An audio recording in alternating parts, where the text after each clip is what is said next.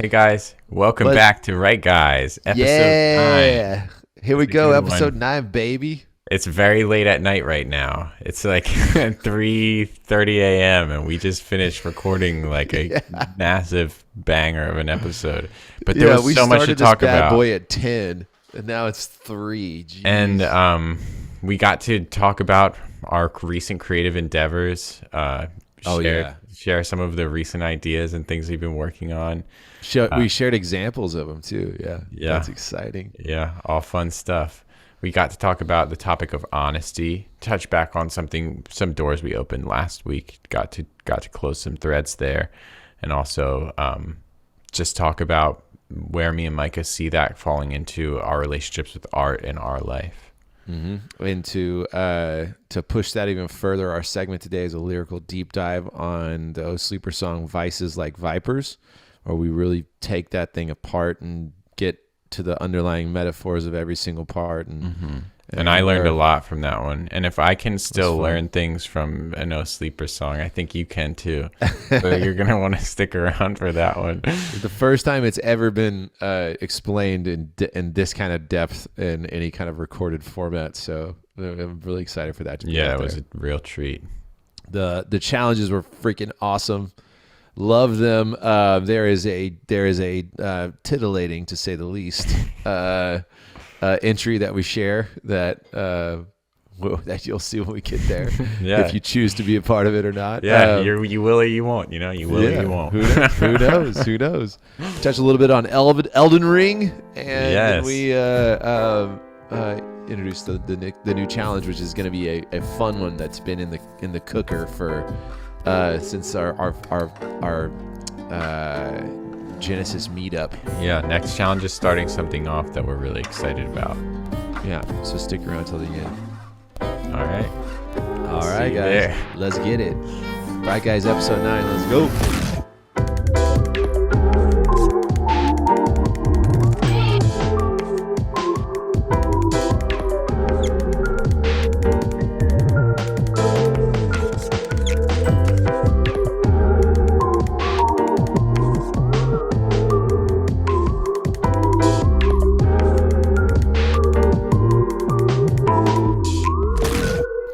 What's up, Ben? Hey, Micah. Hello. Hello. The bar is nice today. The temperature is just right. It is really nice. I actually have my window open here. It's really nice here. The window on your side of the bar? Yes. Yeah. Okay, yeah. The window right here next to me in the bar. Yeah, it's nice. I'm enjoying that draft. It's a beautiful day outside. Dude, it's been a long time. I know. What's been on your mind? Well, I have been playing Elden Ring. Okay, same. So I think that we should maybe have a whole little spot at the beginning here where we just like give maybe like a spoiler warning for Elden Ring. Me and Micah are going to start from the beginning so that we don't spoil things from each other and talk about things from that order. But we'll have a time here with some editing where you'll know a timestamp that you can skip to. So if you're interested in Elden Ring, then stay tuned. If you don't want spoilers, skip ahead. If you don't care about Elden Ring, skip ahead. To skip Elden Ring spoilers and gamer talk, go to timestamp 23 minutes and 20 seconds. I've been having a great time with the game. At the beginning, I thought I was never going to like it as much as I enjoy any of the other Souls games. Right. The open world design seemed to grate on me. Dude, how weird was that? Like when you finally step out and there's just guys walking around random places and you're just looking around, you're like, I can go anywhere. It was, I think that even before that, the character creation was amazing. Yeah. And I sat my whole first game sesh. I had like 2 hours that I could play, and I was like, yes, gonna dive in. Didn't get past the character creation, or I just finished my character creation, and then the next day, like half of my game sesh was like, I just walked out that door and was looking around. I'd like run over to this side. And I was like, that keeps going that way. And then I'd run over to this side. I was like, and that way. And then I was like, hey, there's a guy. And then just immediately smashed. And I was like, okay. Oh, there's an eagle. I'm going to go kill that thing. Like, Yeah. and you can gather, like, Yeah. when I saw that thing Resources. pop up to like gather resources, I was like, oh my God, crafting. Yes. Yeah. So, I mean, like, I initially, it was really difficult for me, like getting over, like, it felt like a lot of those things seem to make the parts of the game slightly less intentional, whereas the Souls games in the past have been like very overly designed, like overcooked in a way. It's like each part has a way that it goes, and it's like so specific. And now it's like the doors are blown off a lot of like the but at the same time, it's not like they've maintained keeping these sort of segmented areas with like with specific challenges and ways that you can overcome those challenges by taking on enemies in more intelligent like patterns and paths. Like those elements turned out to still be present in the game. And then as I got farther in and saw more of like the world and how massive it was, I realized that it was really what I wanted from Dark Souls all along. Really? Yeah, and it was How like so? in Dark Souls, take Anne Orlando. Have you played Dark Souls? The original, yeah. Yeah, okay. So when you get to Anne Orlando, like the golden, beautiful city, you can look off into the distance and you can see like how beautiful the city is, and you do feel a glimmer of like after spending your whole game in this like shitty like dungeon crawling, like just disgusting like blight Swamp infested and forest and you get to this like beautiful place, but and they do cast a pretty like convincing illusion, I think, for the player, at least in that era of like, oh, massive open spaces and feeling like you had. But if you were to look at that like level design and level map, the traversable space on like a 2D map grid, the traversable space is extremely narrow. You're essentially going through a tunnel system. Yeah. In Anne Orlando. Like, yeah. And you want it, like I walk around Anne Orlando and I want every door to open. Yes. And if there's nothing in there, I just want it to feel real and to feel lived in. And it's like they did not only that of creating like a large 3D environment for you to move around, but they did populate it. And even though like it might be slightly less dense, like there's still so much more content. Oh like, my God. Like just like mass wise than in the other games. And it's like that's always my other complaint. And it's not even a real complaint. It's just that they end, which is like the only other thing that I dislike about the games is like rolling the credits. And it's like did I say something I dislike about them? Maybe the only thing, I don't know what I was talking about, but that's like that they end and that it's like, and that's the story. There's no more to it. Yeah. And I've been getting through them faster and faster, like every one that comes out. And it's like, I get through all the content and I'm always like, I always want it to be like the halfway point. I'm always like praying that somehow they're like holding out like some secret hidden next part of the game. Yeah. And in this one, it feels like they're delivering on that insane level of content that I would want. Yeah. It's like, dude, like unending. Like Godric's castle. Freaking huge. Yeah. Like, I was just, God, dude, like just running around like for like a few different entire sessions where I'm just like constantly finding new areas. I'm like, I'm just in a castle. Yeah. And it's this big and vast and like in little secrets everywhere. Like that was something too with massive open worlds and stuff like that. Like I love it, but you have to reward curiosity where it's like, okay, I can go anywhere I want. Then I want to get on top of this, on top of that spire way up there.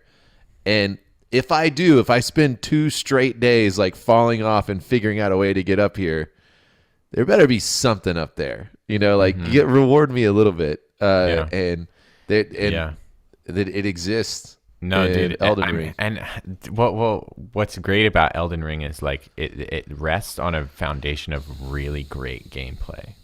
So like to reward the player is not hard if you have great gameplay, because it's like to go out onto like the corner of a ledge. There's like a ton of games where any item that I could find out there would just be another collectible thing that goes in my inventory and then becomes useless. And it's just like a meaningless. But like all they have to do like to get me like literally like salivating is put like a smithing stone level 3. Like and that's just like a click. Yeah. like I'm like, oh yes. Like you can just put that on like a corner of a ledge, and it's like I'll go through a whole thing and get it, and I'll be like, yeah, like yeah. And it's like I bet no one else got that one. Like my weapon can get a little bit stronger, and that feels good because because the gameplay is like tangible enough. It's actually something you can bite into, and like it's a real part of the game, as opposed to in it many other action games of the day, I would say that like the combat is more of like a formality, or like just like a cinematic sort of thing that happens where you just have to push a button through it. Yeah, just button mash your way through it and hit them faster. Yeah, it's like so you can reward players mechanically. You just give them an upgrade, and it feels good enough. Yeah. And I like that it seems this way. It seems that they've just wherever I'm at in the game right now, it seems like they've carried over the Souls tradition of armor is like, it's really it's more spec'd around play style, you know, and it's not like, oh, that's the best armor that's going to give you, you know, it's like, oh, this one gives you, you know, a slight like 5% to piercing damage. This one does 5% to slashing. This one is like a little bit, helps you a little bit out on lightning damage. This one is, you know, it's just it still feels like you're able to really I don't know, craft your character and your own playthrough, and it's gonna be different than anyone else's. Yeah. And well, it sounds like yours is different than mine. I kind of have been using one armor set the whole game because I thought it was just the best one. Oh, really? I haven't changed my armor yet. I'm still using what I started at. What'd you start at? The bandit. Oh, hell yeah. That's going to be my second playthrough. I'm also really curious about the sorcerers and wizards and stuff, because that's always been lacking, in my opinion, in the other Souls games. Like, it's just kind of either easy mode or boring mode. Yes.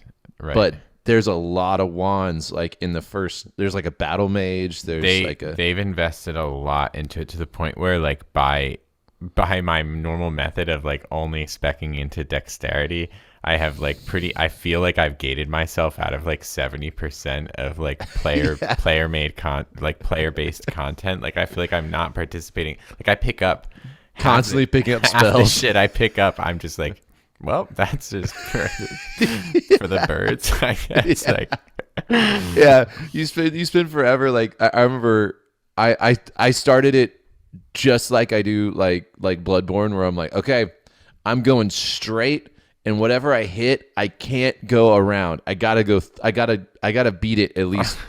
I gotta beat it the first time. You know, I gotta at least beat it and leaving.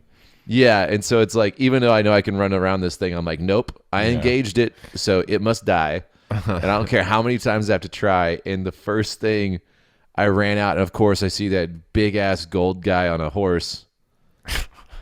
And I was like... The tree sentinel. Yeah, in my mind, I was like, oh, a brick troll.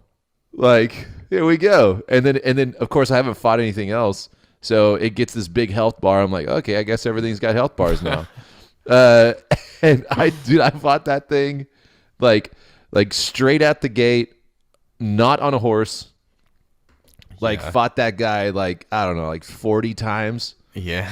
But then I finally beat him, and it gives you this like the axe it gives you is like it requires like level 40 strength or something to use. I was like, fuck.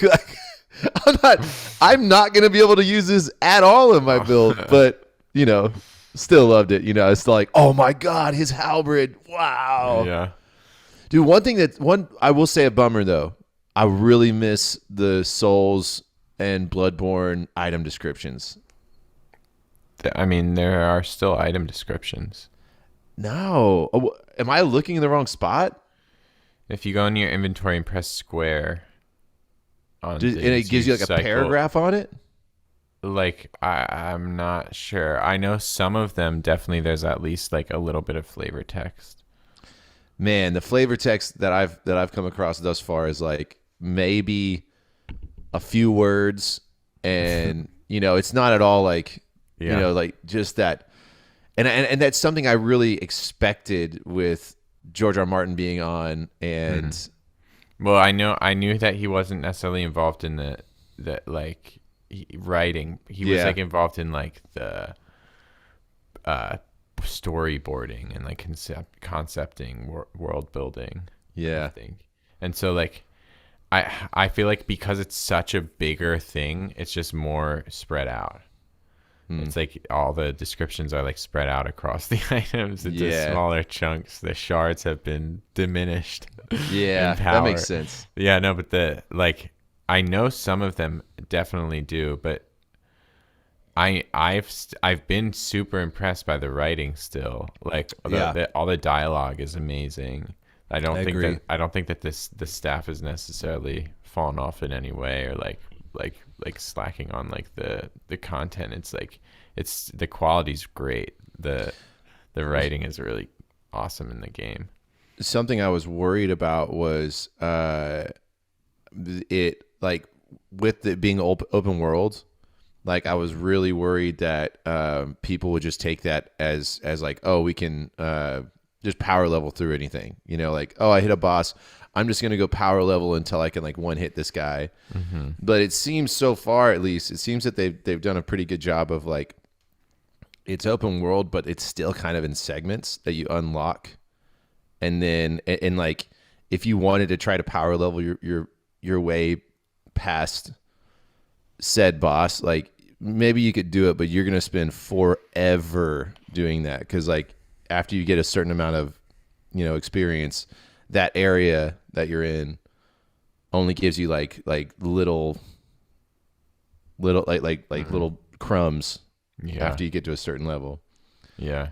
So well, I feel like it's also like sort of just the way it's always worked in their games where like stats matter, like stats help, but like you're still gonna have to learn that boss. If Lobos can beat any boss barehanded level 1 naked, I know, blindfolded with using Neo using the Donkey Kong bongos, then that proves that stats are really not like the main most important thing. Like I think like anyone can like still have trouble with the boss at any level.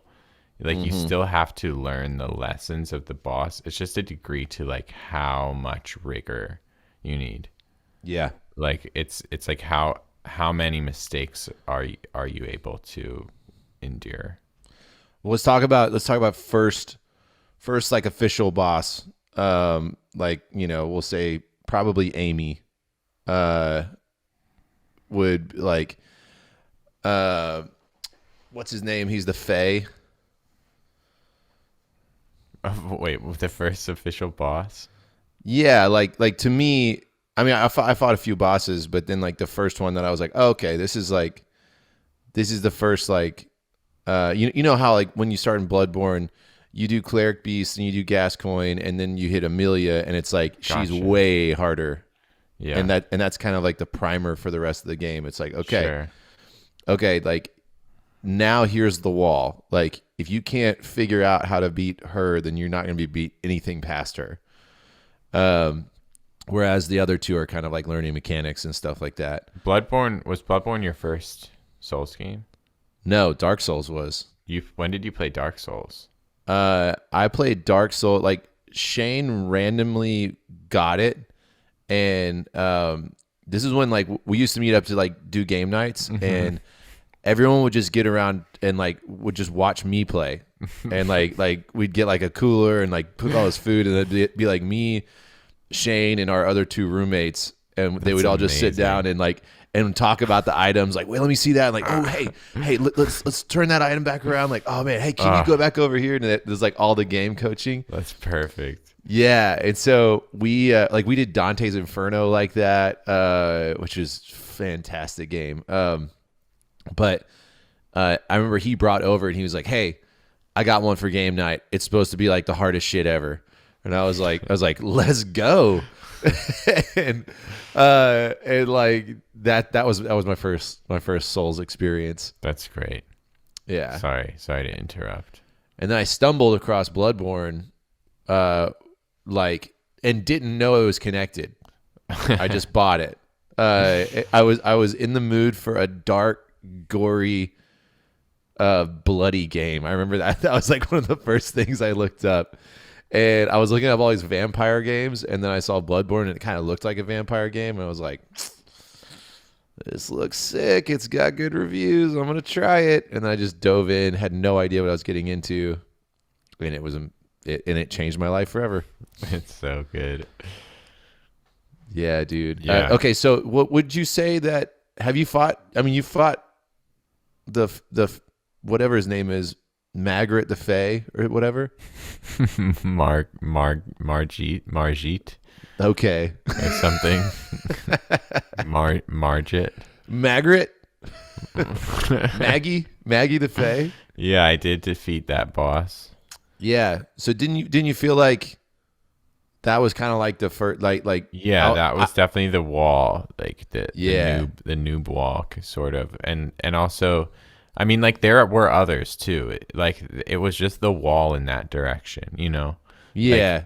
Because going too far to the right, it's just like it's not a welcoming environment. True. And so you're turned back, and so like you're sort of faced with the lesser of 2 evils option, I think, and Margit is like feels like at least like you're supposed to be there.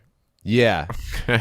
But I thoroughly enjoyed that fight, and like his combos were awesome, like right out the gate, and like he's so tough. Yeah, and I had to like, it felt like I was like, I said to myself over and over and over again, I was like, oh my God, it's a new Bloodborne boss. Like I'm finally fighting a new Bloodborne boss. Like I've been waiting for this. And yeah, I loved it. And I'm just thinking like the combos are so long, you know, like, and the different phases, like when you go into the hammer phase, I was like, God dang it. Like, what am I going to do? But again, you just stick with it. And then by the time you feed him, you look like a freaking ninja, you know, like you just completely in sync. Y'all are in this chaotic dance, you know, and you're just jumping over things, and it's amazing. Yeah. I realized something, like, so I initially, I think on the last Right Guys I may have talked about this, but I initially said I wasn't going to play Elden Ring. And that was because I was working on other things musically, and as I was doing creative work, and I did still have times of free time in my life, I was just thinking about like, well, I guess I could just gate myself off from it, or I could like access the art form that has been like one of the art forms that's been most inspirational to me, and like the thing that I've like one of the products that I've enjoyed the most, and like a normal human capacity, just for a few hours every day, and not have to binge it for like a week and clear my entire schedule. And so that's what we always tell ourselves. I can just have a little. I mean, I just started playing it on like a regular, just like a couple hours a day basis. I mean, which for anyone who's not a gamer, that to Ben and I, that is a very that's a very manageable, and it's like that's like a little snippet. Like I always think like, I only have 2 hours. Is that really worth getting into? you know, Yeah. because I'm gonna want to play for at least 4 or 5 hour game sessions. What I typically prefer. Yeah, like with Bloodborne and Sekiro, I don't think I was playing either of those games for more than a week before I finished them. And so like with Elden Ring, it's already been a couple weeks and I don't think I'm even halfway through. Nice. But I like as I was working, I got into a flow basically of like writing while I was dead because I've been enjoying writing so much that I was like having trouble choosing between the activities. And so I would want to write and play Elden Ring. That's awesome. And like as I would be playing the game, whatever line I had been working on, whatever problem I'd been like, whatever word I'd been trying to work over, trying to fit a word into a line, and it has 2 syllables and some little creative problem that my brain is just like toiling away at. It'll do this in the background while I play the game, which becomes sort of less like Sisyphusian, thoughtless like task of endlessly rolling the boulder up the hill, just fighting the same boss over and over. My brain's slowly becoming this like 1-to-1 match with the boss pattern where I dodge perfectly in sync. And it's like this, I'll just do this and I'll just be sitting there and the line will like come to me in the middle of the boss fight. It's like the words just like there. Yes. And I just like keep fighting the boss and afterwards I go in and write it in and just keep writing. And then next fight, and it helped definitely because I was writing like something for I was writing a fantasy song, and so like being in an environment that was like visually and like audio and like experience kind of like planting me in like an immersed environment. It was just like it's a step beyond what you try to get from like what I try to get from making everything quiet and like still in my environment and like shutting off noise from the outside world to try to get immersed in like what I'm focusing on and imagining. It's just like a gateway into that. You said Sisyphusian. I've never heard that word. What's the definition of that? Is like the Greek like myth of the man who's like, I think he's in Hades, eternally pushing a boulder up a hill. Oh, okay, I got you. And it goes back down the hill. So yeah, it's just like for a task that you do over and over. I've heard like there's and it's escaping me now, but like I write better when I'm driving. And it occupies something in my mind that lets my creativity just open. There's something there. That's a mechanism. If any right guys listening to this know what I'm talking about, hop in the Discord and tell me. But that is like the same thing. Like you basically like it's kind of like it's almost like a meditation thing where it just busies your idle hands, and maybe it like turns down your critical thinking a little bit because and just allows you to just have ideas come up and go, and you're not really like critiquing them so much. It's just, no, that's not the right one. That's not the right one. That's not the right. Oh, that's it. Like when I was talking about got up and after writing that second O Sleeper song, and I was like just cleaning the house, and I was like, I should start thinking of a name. I'm just like cleaning and listening to some music, and I was like, man, Awaken the Forge would be dope. That something like that would be sick. And then like, oh wait, oh that's it. Oh, okay. You know what's so great about that name, and like this is probably what maybe super like connected to why it is the name, but just I feel like the name is also what is happening and like what has just happened. You get it. You haven't even heard the song yet. You get it. That's exactly what it is. Yeah. Cool. Yeah, man. Freaking dope. So yeah, I was actually very inspired off of your oath to not play Elden Ring and use that as your goal. And I dove into Elden Ring hard, like immediately. And then I started thinking about how you were doing that, and I was like, man, there's some stuff that I really need to get across the finish line too. I'm gonna do that too. So I haven't played since last episodes. It's been 2 weeks, Wow. and but it's totally worked. Like I'll be like, okay, I can play after I sit down for an hour and work on X project. Yeah. You know, I got to get that hour in. But it has just like that sitting down for that hour. By the time I'm like, you know, maybe like 30 minutes in, like the ball is rolling and I'm glancing at the clock. I'm like, oh, I'm gonna do 2 hours, and then I'm like glancing at the clock. I'm like, all right, I'm gonna do 3 hours, and then I just keep pushing, playing games until like last night I was up till 6 a.m.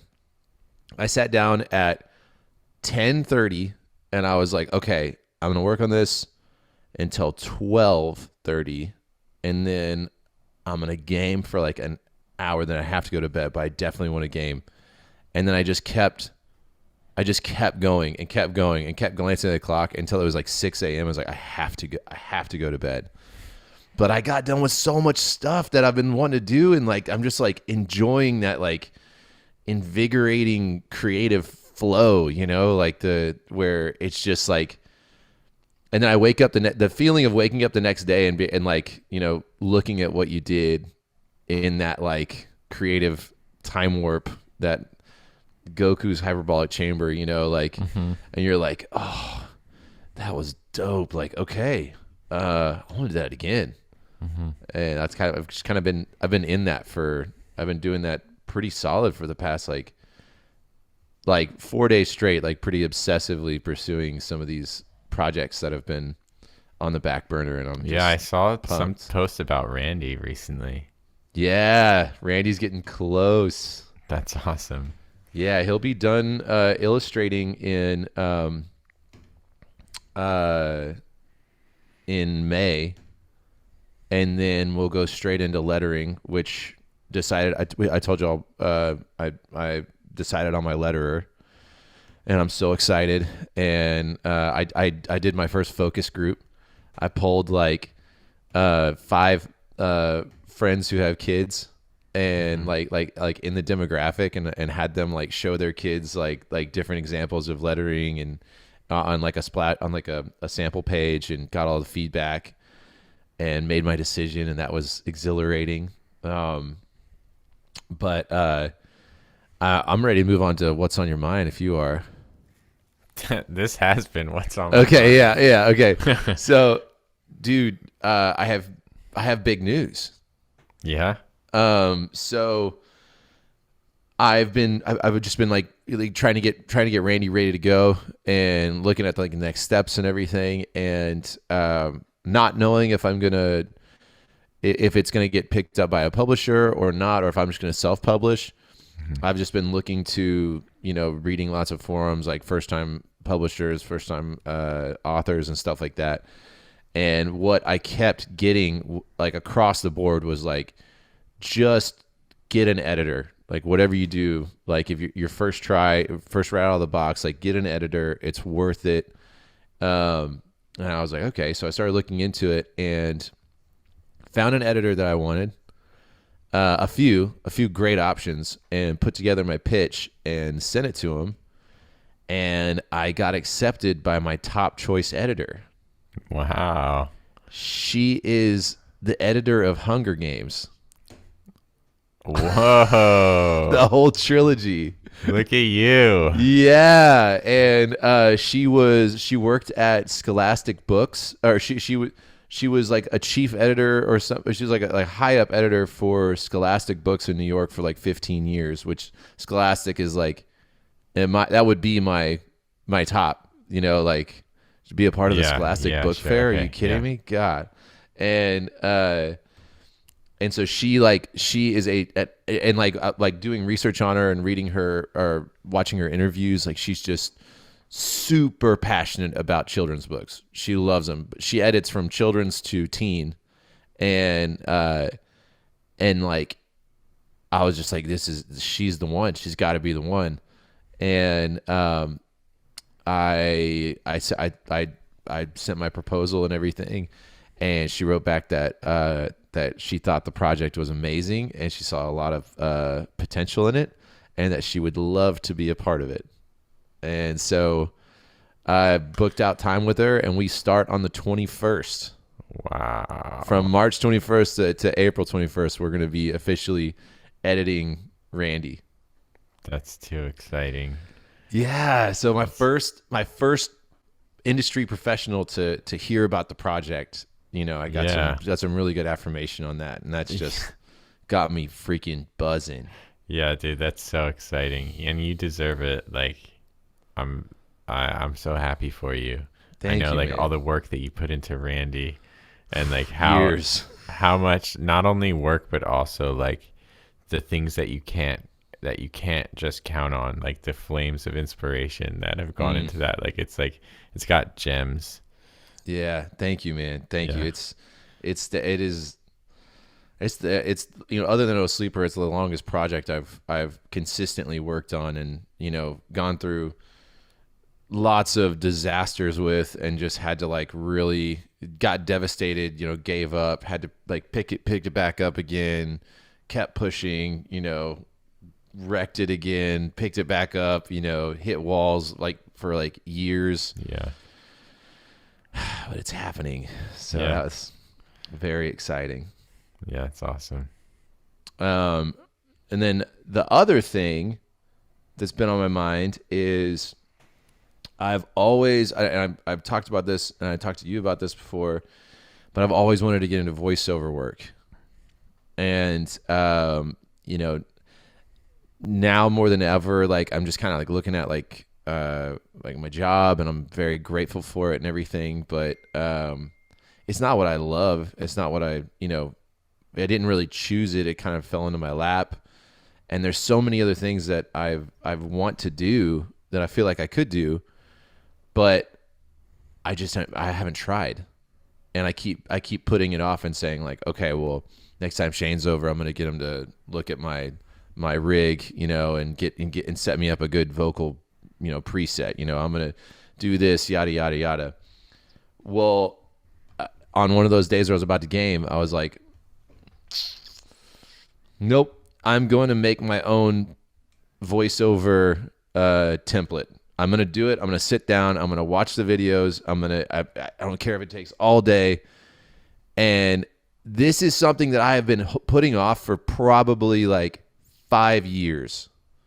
And I've wanted to do it before I was even in music. I wanted to do like voice cartoons and stuff like that, like back when I was in theater and video games. But like recently, it's been on the back of my mind, and I keep being like, yeah, I should do that, or I want to do that. But I was like, screw it, I'm going to figure it out. And I did. And I had it dialed in like 30 minutes. And I was like, oh, well, cat ass. I like went and listened to it in my truck, and I was like, that sounds good. And what do you do for a voiceover preset? It was I looked up a YouTube video, and I looked up like for my preamp and my compressor, like good settings for that, and just started there. Got you. And so just like where to put the dials. Yeah, and then things. Okay. But then like I specifically, as I use Logic, I looked up like male voiceover EQ. EQ mix, you know, how to mix male voiceover. And this guy, awesome dude, just got on there, and he's like, yeah, this is how you can get a great mix with all stock plugins. Mm-hmm. And I was like, perfect. You can learn anything on YouTube in 15 minutes. Yeah. And I'm gonna make a couple more tweaks because I think I got it a little hot right now. But I got did it that. On right now. No. Oh, okay. No. Yeah. But like, I've figured that out real quick, and then I was like, oh, sick. Well, now it sounds good. Now it's kind of fun. Like, I want to knock some out. I'm just gonna try one. I'm just gonna do one. So I've done a few commercials, and so I just dug up the scripts from those old commercials, and I was like, all right, let's just do this. And I did it, and I was like, oh, that sounds good. I like that. And I was like, let me see if I can find any other ones. And then I ended up doing all the commercials I've done, redoing all of them, and putting them into a session. And then my buddy hooked me up with a sick website for copyright-free music and backing tracks and stuff. And I linked up backing music for that matched the tone of each one. And now I have a commercial voiceover reel. Yeah.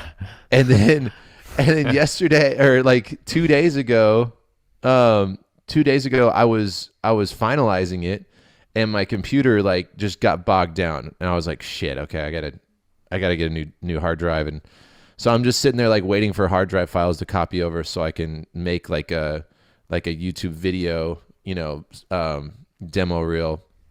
And then I was like, this is taking forever. Like, man, this commercial stuff is cool, but what I really want to do is like cartoon, anime, video game stuff, like character voice acting. And so I went on to Fiverr and looked up like their top people and checked out their reels, and I was like, damn, they're so good. And I was like, God, how do you do all those voices? And I just sat there while my shit was transferring over from my hard drive. Came up with like 18 different characters, just like making sounds and voices and stuff like that. And then I was like, oh, I want to track one of these. Wrote a script for it for one of them, tracked it, loved it. Then I wrote scripts for all 18 characters, and then tracked all of them. And yesterday I finished it, and now I have a character voiceover reel. Dude, I want to hear that. I actually sent it to your email. Wow. Thank if you want to listen to it? Yeah, I'd love to. Let's do it. Okay, here we go. You ready? Yeah. All right, yeah. So this is Micah Kennard's official character voiceover reel.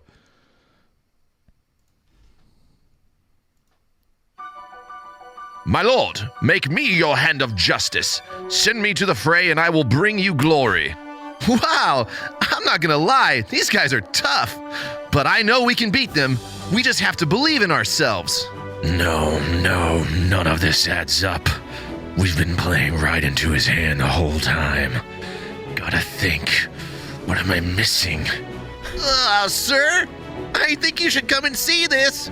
Either the radar's glitching or the enemy troops have tripled in size. What now? I hope for your sake you've got some good news for me. I didn't need a key. I snuck in through your window and hid under your bed until you woke. And that's not creepy, because I'm gorgeous. Hey, boss! What should we do with the prisoner? Let's eat him! Tonight, when they're sleeping, that's when we hit them. The whole village, leave no human alive, and find the relic. It's there somewhere. I dare you to think of a better way to spend a day than skipping rocks with your best bud. Know this. Aganon has tested my mercy for the last time. Raise the taxes. If the peasants don't like it, they can try their luck surviving outside my walls. I will double my army and Aganon will bow at my feet or die. Funny. I'm starting to think you might not be all you say you are. I'm starting to think maybe you can't back any of this up. Oh yeah? And how would you like it if everything you believed in turned out to be just a big lie? And this big grand purpose you thought you were fulfilling was really just the greed of a madman, huh? Think you'd be laughing now? No, I don't think so. Villain. You know, no one has much use for a hero when there is no villain to fight. So without me, you're nothing. I guess you could say, I'm your purpose. Isn't that wonderful? Oh man, last night was the best! We had pizza, ice cream, cheese whiz, brownies, tacos, peanut butter and jelly sandwiches, popcorn. Oh, we watched movies, told stories, played Gravitron, made a fort. It was the best night ever! They can't keep treating you like this. You're not their slave. Your power is yours, Sarava. And you believing that is the only thing keeping you their prisoner. If I remember correctly, it's 2 pounds frog slime, 3 measures blood dust, 13 ogre hairs, and... Blast, I don't remember the rest, but it was the worst thing I have ever tasted. That's right, sir. 100 men on our east, 300 to the west, cavalry units en route, and the sea at our backs. No point of retreat, sir. Oh, me? I'm no threat. Just a silly old man. Sure, I've got a couple spells and potion recipes, but when you live as long as I have, who doesn't? Oh.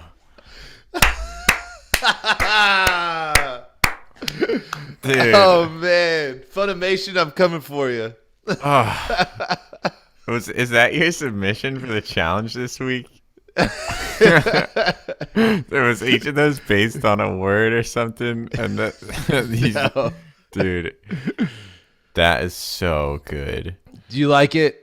Oh my gosh, it's amazing. Man, as someone who's done voiceover work before for this kind of stuff, I've been so excited to show you. Yeah, and when we delayed shooting the episode, I was like, ugh. Well, I didn't even have it back then because I did this like a couple days ago. bro, knowing your mic and your setup and the amount, like I didn't have as legit setup as you when I was doing this, and I didn't have as much practice as you do when I was doing it. So like, yeah, those sound awesome. Oh. I never did any voiceover of that, even like bit rate. Like, it's great, yeah. and the skill as well. You've honed it, like, and all those different characters. It's incredible. Thank you, Like, man. it's a great range. Thank you so much, dude. Oh man, I can't wait.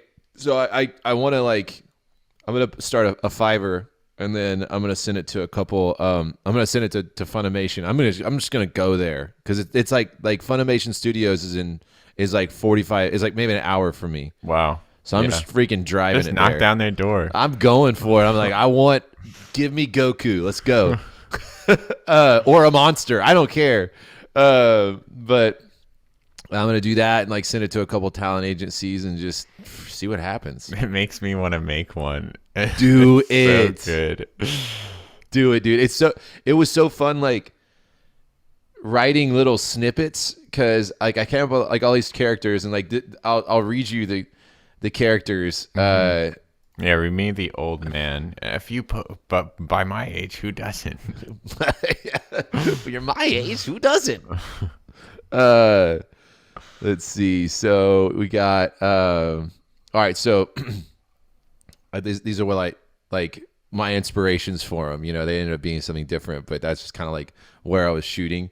Mm-hmm. You have the valiant hero, knight, dark hero, detective, Batman.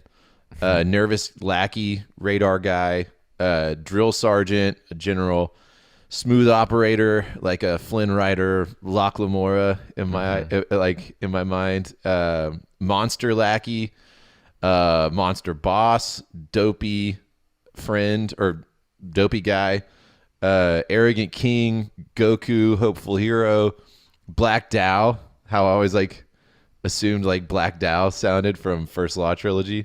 I have not read it, but Pharaoh, also from First Law trilogy. Like she had this like it wasn't French, but it kind of was, and it was just enough to be like sound different and foreign. And I was like that's kind of sick.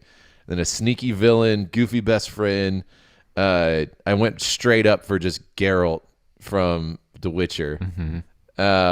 Baez from First Law, who's like this, like he was the wizard, and then let's see, Three Trees, who's like just like punchy Northman. He ended up being like the I call it the punchy right hand man. That's right, sir. You know, and then crazy old man. Yeah, crazy old man's script was he oh me. I'm no threat, just a silly old man. Sure, I've got a couple spells and potion recipes, but when you live as long as I have, who doesn't? It's so good. The lines are great. Thanks, man. Did you start with the characters and write the lines based on those like little themes?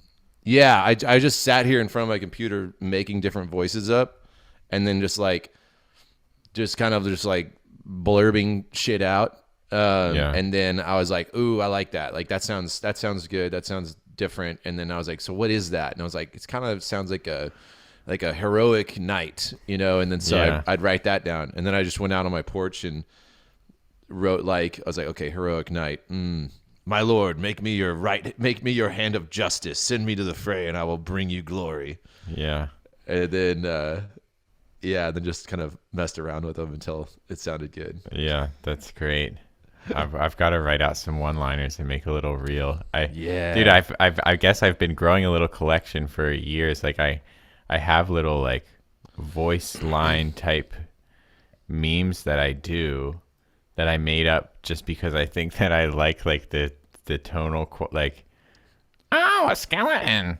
Like and so I just say that when I see like a skeleton in something. Oh, a skeleton. Oh, a skeleton. And so it's like just a common little character. And then there's skeleton fan. There's he just loves skeletons. Yeah. The $25 guy is like, if you ever see anything that costs $25, you can go, bah, that costs $25.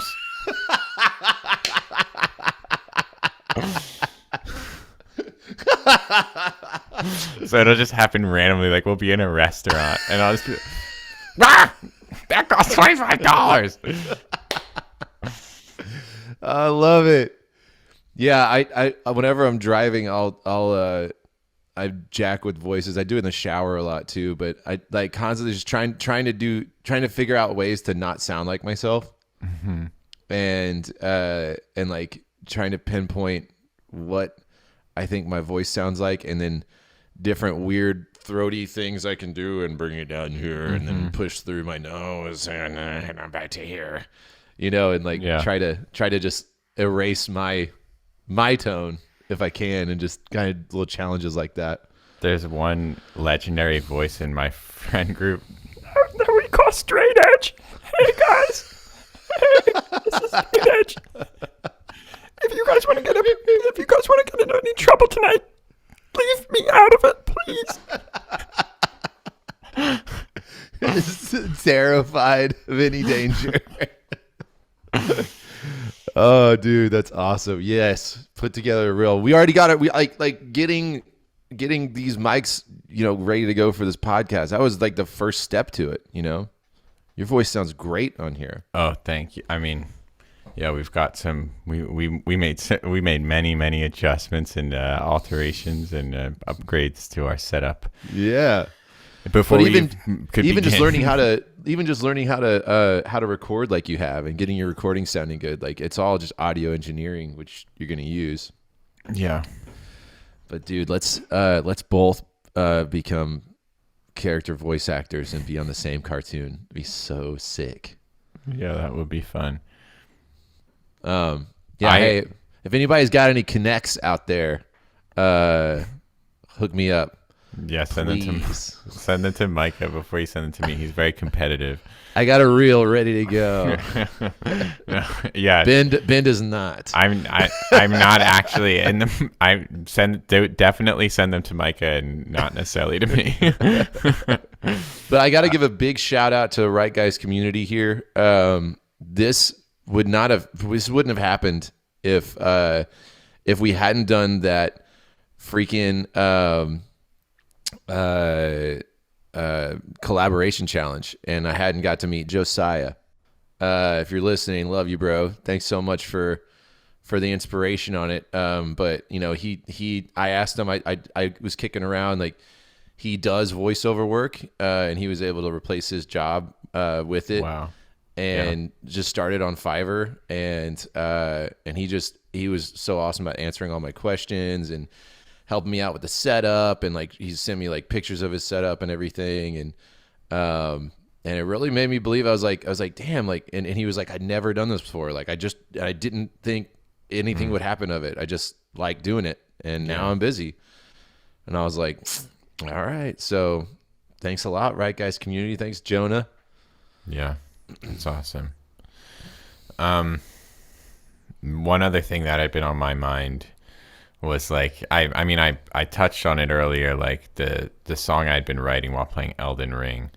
I was trying to finish this song. I've been working at it for the past like month or so since the Tiny Desk Unknown Artist Contest got announced for this year, and I really wanted this one song to get finished. The opus. Yes, I consider it my magnum opus, and so I worked on it up until like the last few days, down to the wire, and I finally finished it. I got the song done. So the song is done, but like I have to hear it. Yeah, we have to hear it. Yeah. We all have to hear it for it. you. Let's go. Actually, I want to preface it by saying that I actually did not submit this to Tiny Desk in the end. There are problems with the performance aspect. Ultimately it's in the wrong key for my voice, and I didn't have the time to transpose the whole song and relearn it on guitar. The choruses like go down an octave compared to the verses, and like the vibe is just very weird to me. I think it doesn't flow. It doesn't necessarily flow as well as some of my other songs. I actually ended up submitting Obsessed. Oh, nice. Yeah.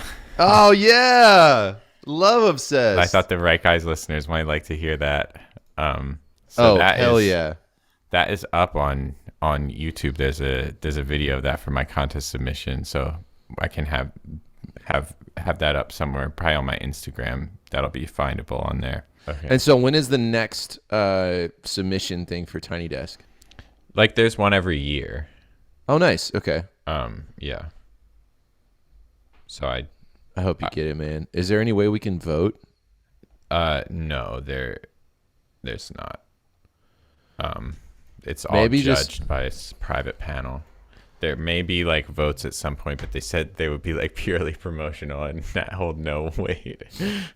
Maybe, hey, everybody listening, go to YouTube and look up Ben's page, Ayumi. I'll have it on my Instagram. You can find it on my Instagram. Okay. Either way, let's get whatever link you sent them. Let's get some views and comments on that and likes. That'd be sick. It'll just make it look better. All right, I'm probably gonna be like scrolling lyrics at points and things, so that's okay. Yeah, and there's almost definitely gonna be slip ups as well. It's a new song and it's challenging. I've only performed it a few times. Yeah. Let's get in it.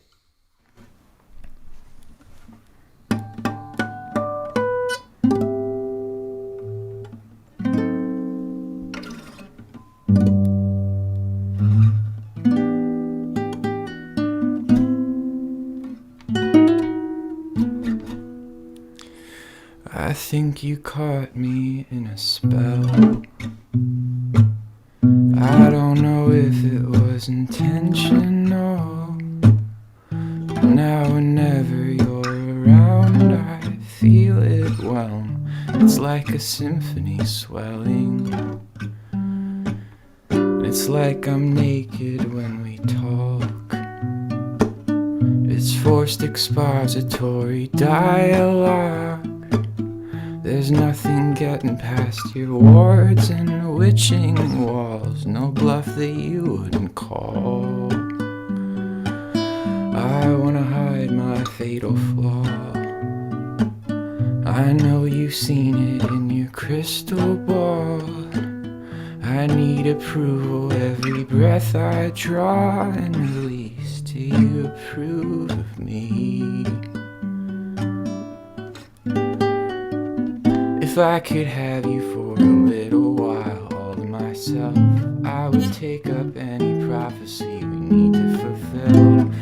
Our journey's only begun, but I wanna be your chosen one. So I'll be summoned when you call. Every time I wouldn't miss a chance to fall on my knees at your side.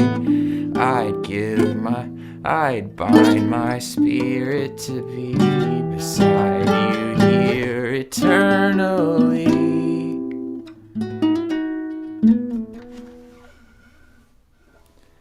So catch me crossing off your chores. I'm slaying dragons with your vorpal sword. I'm weighing diamonds from their hoards before I collect them for the sake of perfection. Yet every day I ask for more. I'm interfering in your sister's wars. I'm thieving riches from the courts of lords who spurned you and the churches that burned you. While you could flay me with a snap, fly my body like your coven's flag. You could let my organs trail and hang in the wind. You would still be my favorite. I want a home inside your head. I want to be the one you think of next. I want my music to distract you when you're bored until you know all the words. There's one component to a charm, a golden apple in your open palm. The incantation was a psalm that I had written. I sang with all my conviction.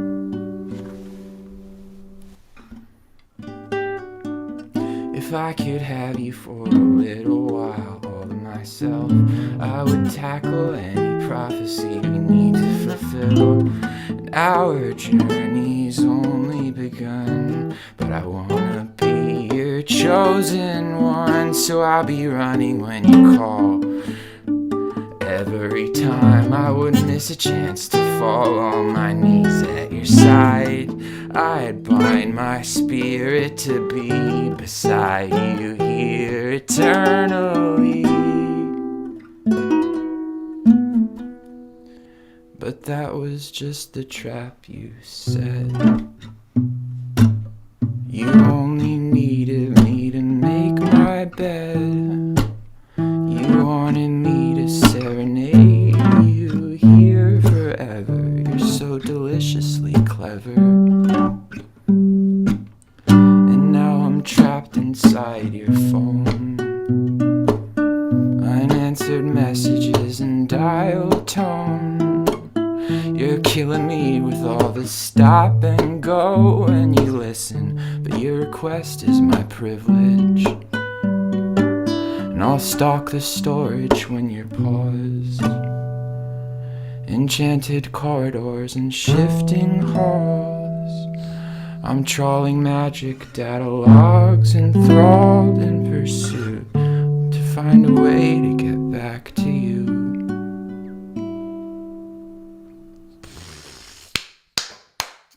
Oh, I love it, man. I can't wait to have that. I'm sending it to Jenna immediately. Dude, you're like creating a genre. Thank you. I agree. It really feels like it. Nothing sounds like you. It's like shred indie. And like it's got this like classical element to it.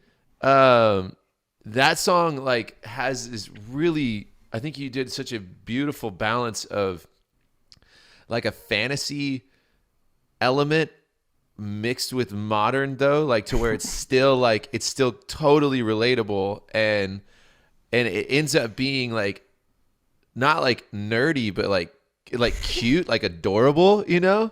And like it's just every little I was just like waiting on like every next word. Like I wanted to hear the next thing, and it just kept on being like fresh and creative, and just, man, I'm just blown away. Like I'm a straight up fan. Like I want that song on my phone. Thank you. It's like this song more has gone into this than anything else. This song is like it's a confluence of a lot of what I want to do, like the writing, the theme, the ideas in it, but then also like combining a lot musically. That's like like technical guitar work over a melody that is like beautiful. Yeah. And then like that worked over top of another vocal melody that also sounds good but isn't the same melody. You also have a good balance with your technicality where it gets like really tech, but then it keeps coming to these like breathing, resting moments in the riff that like kind of bring you back to where you kind of get like swept up in it, and then it brings you back to a starting point, and then it kind of sets you up for the next time. Like it doesn't wear you out at all. Like it just continues to be interesting, and I love it, man. I can't say enough good things about it. I think it's so good, dude. Well, thank you. As a writing project, it was definitely a significant project. Like it was a mix of the things we've been talking about, of like putting yourself into your work and writing truth. Because like a lot of this was just things that were coming to me very naturally. And a lot of it does work into metaphors about me and who I am. But it's also like such a project. Yeah. It's also like everything is in tone, and everything is like creatively restricted within this sort of like world. Those last few pieces of the puzzle were just What was the last one to go into place? It was figuring out how to change the tone going from fantasy to like inside of the phone. That was a huge hurdle. Did it flawlessly. Like it felt like playing a D&D tournament and being in the zone, and then like Babe walks up behind it and it's like, "Oh, hey babe, yeah, I love you too." All right, like it's like back to reality and then back in, and then like like the moments of that you spend together, and then when she's away, like how you see y'all's relationship in your head with all of the creative flair and everything and metaphor. Yeah. Sorry, I didn't mean to cut you off. It's just sick. Doing the last few parts, like, I mean, the one, was trying to fit things into the phone, which was tough after writing so much in the fantasy world. Like because those lines like so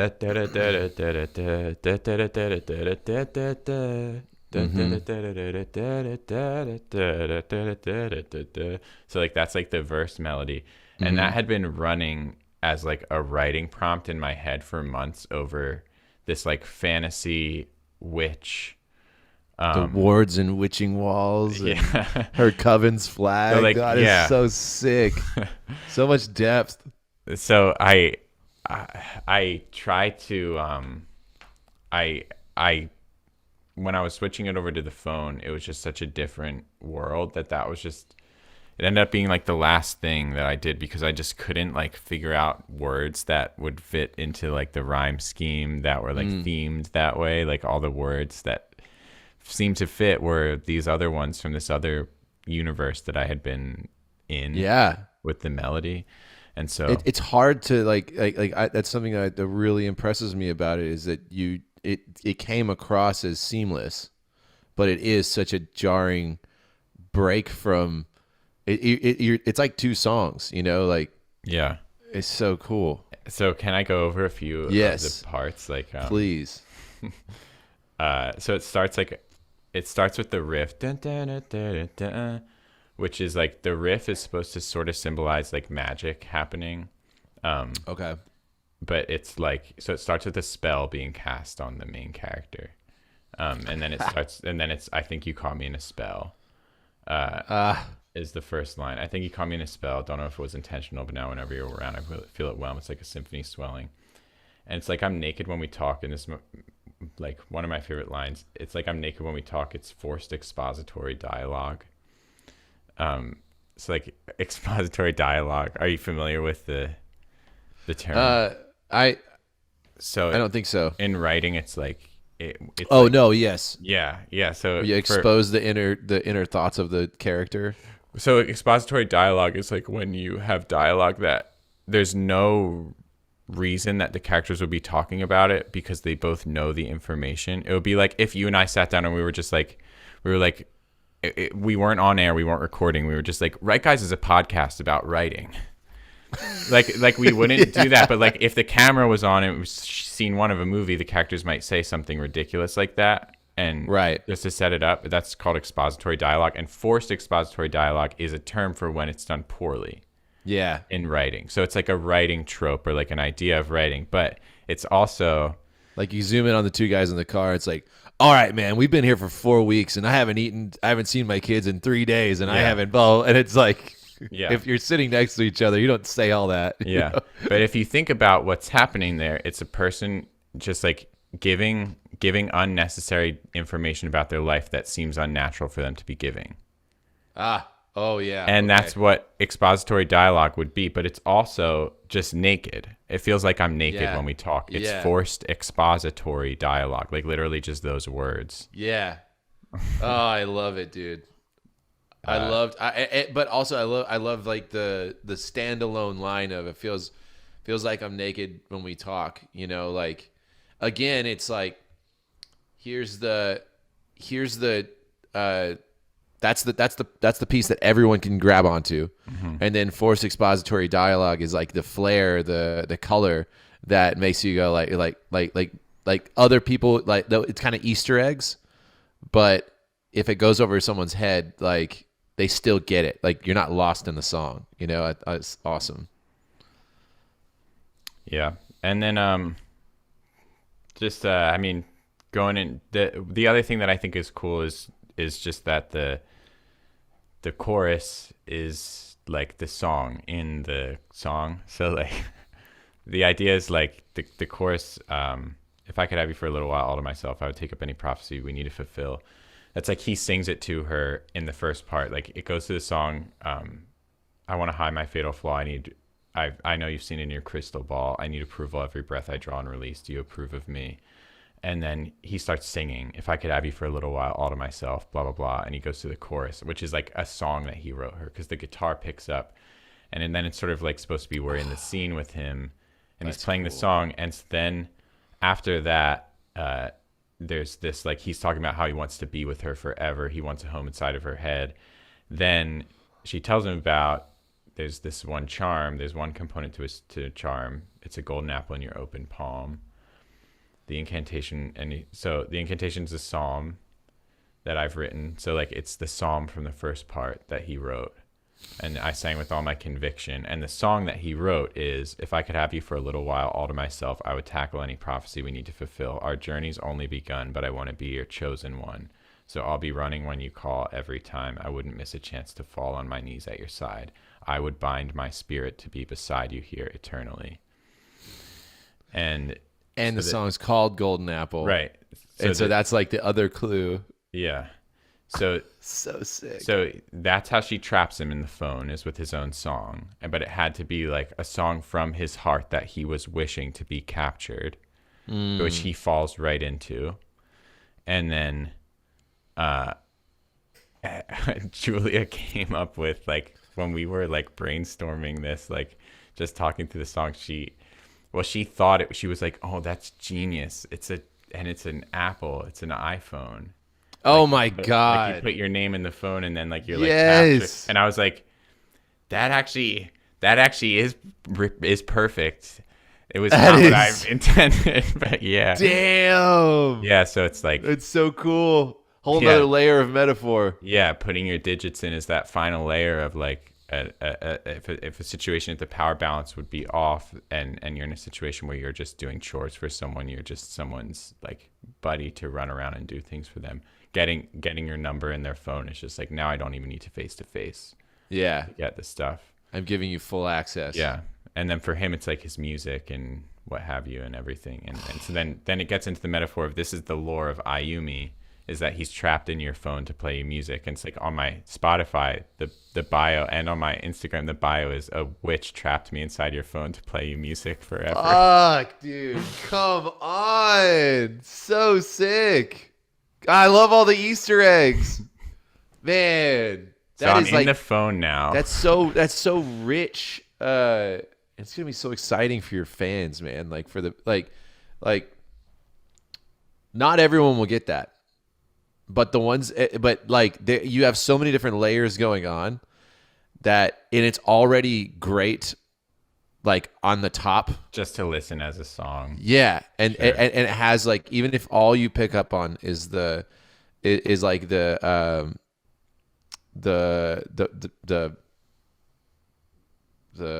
what am I trying to say, the more like I feel like we're naked when we talk, you know, if all you pick up on that, it all like. Yeah, like You slaying still get the dragons. It vibe. says like there's fun stuff and like thieving Yeah. riches from courts of lords. But then if you go one metaphor in, it's like it feels like an Easter egg. It's like, oh, he's talking about this. Like, oh man. And then if you go another metaphor in, it's like, oh my God, this is the whole band. And then it's like, and then you go onto your Spotify and you read that, and you're like, oh my, whoa, wait a second. And it's just gonna set your fans up to like start looking for this shit, because that already is so rewarding, you know. So man, be careful putting that baby out, because now, I mean, I'm a fan now, and now I want another one, and I want to I want to figure it all out on my own. I want a Bloodborne song that I can you know, like. Yeah. I'm working on this. This is supposed to be like a 3-song EP that's all themed on this one character being trapped inside the phone. Oh, cool. And so Golden Apple's like the setup song, kind of. It's a golden iPhone. Jeez, that's so sick. Golden Apple. You yeah. you said Vorpal sword in a love song, Yeah. and it totally worked. It totally worked. Golly. I'm working the fantasy elements into like songs and making them like, yeah, it's like, Hey, I got an idea. Okay. I'm gonna get you a gig booked as a bard at a Renaissance festival. yes, dude. And we're gonna shoot a Right Guys episode at the Renaissance festival. Yes. Yes, we'll get set up in a tavern. Oh my God, we have to do that. We'll be in full costume. Oh my God, we have to do it. All Right Guys community is invited. Yes. I'll do it, dude. We'll just dress up like bards. Go to the tavern. Tell everyone in the Right Guys community about it, and we'll show up together. Go in. You'll be dressed up as a bard with your guitar, and then you'll just get up and start playing, and we'll have a show. Oh my God. And I will protect you, and I'll make sure no one comes. I'll be your guard. Freaking my claymore with me. God, that's so sick. Shane will be there. I definitely dream of being a bard. Like I had an idea for an album called Fairy Fire. Sick. Because it's a D&D spell, and it would be, show me the pre-order. I don't even care if it's not written yet. I'll buy it right now. The subtitle would be "Songs for Your Bard to Sing Without Sounding Like a Dork," and it would just be all like just fantasy songs from like just love cool it. fantasy songs. God, that is sick. I'm so excited. I'm so excited about your project, man. I'm so excited about your musical pursuits and what it's becoming, and how hard you're pushing yourself, and that you're like, I don't know, there's so much vision to it, and you are dedicated enough to bring the complexity and depth and care and creativity that you bring to that you and I connected with in story writing. You can bring that to not only songwriting, but to your musicality and your instrumentation and everything. It's sick. It's a pleasure, man. I love it. Thanks. So, man, my mind is buzzing on this whole Renaissance idea. I want to do it. I mean, so Well, I mean, we could put it months out, like months out. We'll be like, all right, 4 months from now, this is when it's happening. But Are we trying to call it summon all right guys in the Yes. tri-state area? yes, I want to put it out there, and we could come up with like a writing workshop around it. Like come in, and we'll go to the Renaissance Fair. And we could come out with some cool stuff to do, but imagine this: like before we go, the writing challenge, like weeks out or whatever. One of the writing challenge leading up to it is you have to write a story about your character that you're going to show up as, and you submit it, and we put them up there so everyone can read everybody's characters. So when we meet up, it's like, hey, I recognize that paladin. Yeah, yeah. Dude, that's so sick. We got to do it. We got to do it. Fun. Right, guys, hop in the Discord and vote yes on Renaissance Workshop. Vote yes. Like, where would we do it? I mean, we have some sick Renaissance Fests out here. I'm also down to take suggestions on the Renaissance Fest that we go to. Like, if anybody goes to them all the time, knows someone that would be sick for it, it's got some sick connects. I'm open to that. But I mean, there's like Scarborough Fair out here. There's a few different things, but let's do it. Yeah. Yeah, we could possibly make it happen in the summer or something. Yeah. Wait, Okay. are they open in? I feel like Renaissance Fair is only open in the fall. Yeah, it feels like a cold thing. But I don't know. We'll just look it up. But yeah, so I guess we could get into our topic. It's already been an hour and a half. But this will be a short touch because we covered a lot last episode on this. We got kind of carried away on it, but I just had a couple other things I wanted to continue with and just get a little bit deeper on it. But what are we talking about? Honesty. That's right. So importance of honesty, power of honesty. Yeah. Also like it is a creative exercise. If you use it as a restriction, then like I have to be honest, and this has to be something honest about myself, even if you're not ready to kind of like step out into the light with all your laundry. Coming up with clever ways to stitch metaphors that kind of tell your honesty for you and help you step out and be vulnerable and everything like that is very interesting, and it brings so much depth to your story if you can write yourself into a story with your flaws. Mm-hmm. It's scary, but those always end up being, when I hear about characters, like I'll latch on to characters, and then I normally find out that my favorite ones are the ones that the writer wrote more of themselves into. Mm-hmm. More of that honest depth, which touches on the whole more gray things. Yeah. I mean, like, I think that there's honesty. I think it makes writing so much easier, to be honest, like, because coming up with things is like the hardest part. And so like if you don't have to come up with anything and you can just write like the plain truth, then like, I don't know what he would do, but what would I do in this moment? Right. Like how would I feel? Yeah. And with honesty, I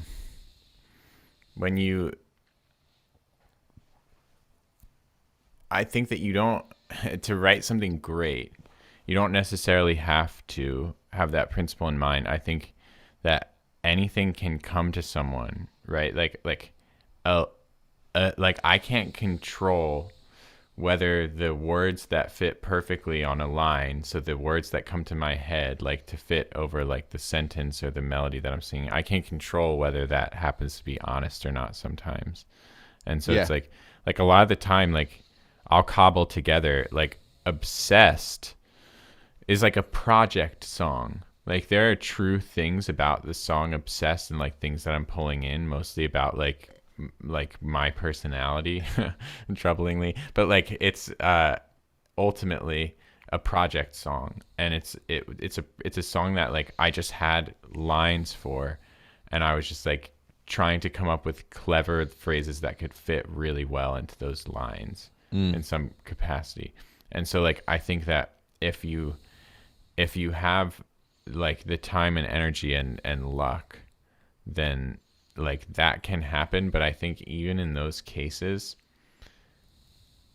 if you think you're getting away with like not having to be honest about something, there's almost definitely still going to be, if it's something good, there's almost definitely going to be something subconsciously honest in it.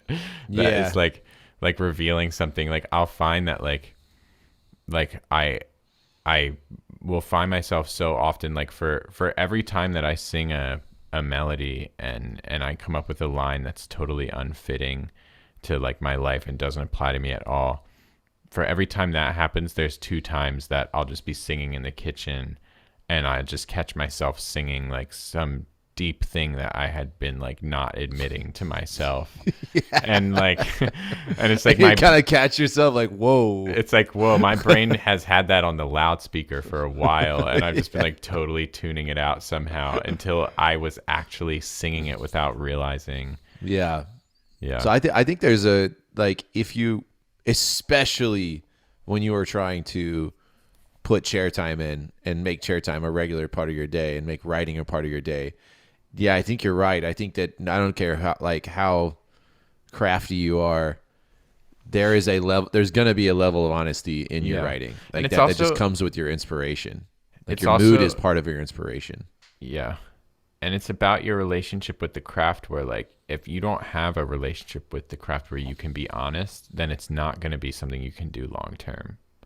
Ooh, very it's true. Like it's a difficult thing. Like it's like, yeah, like you can write a whole project song and like you can put that work in, but that is work as opposed to the feeling that you get penning like a deep truth about yourself and like putting it to words and like then being able to show it to someone and like have them understand it in a way that like they're sympathetic to it because you've like woven it into like a beautiful package and it's like that is like there's something like it's an outlet. It becomes an outlet exactly at that point. And the relationship that the artist has with music or whatever kind of writing when they're involved with it in that way, I think is a way more like long-term, stable, healthy thing that is going to produce fruit over the course of their lifetime. And so it's like, honesty is super key in a writer's journey and like and important for anyone to be able to harness and access. Yeah. And like you said, it is the key to long-term writing, you know, like working that honesty fader. Like if your writing is an outlet, then it's needed in your life. And when you stay away from it, it will feel like something's lacking, like you're missing your outlet and you got to outlet. If it's always just fluff or escape, then,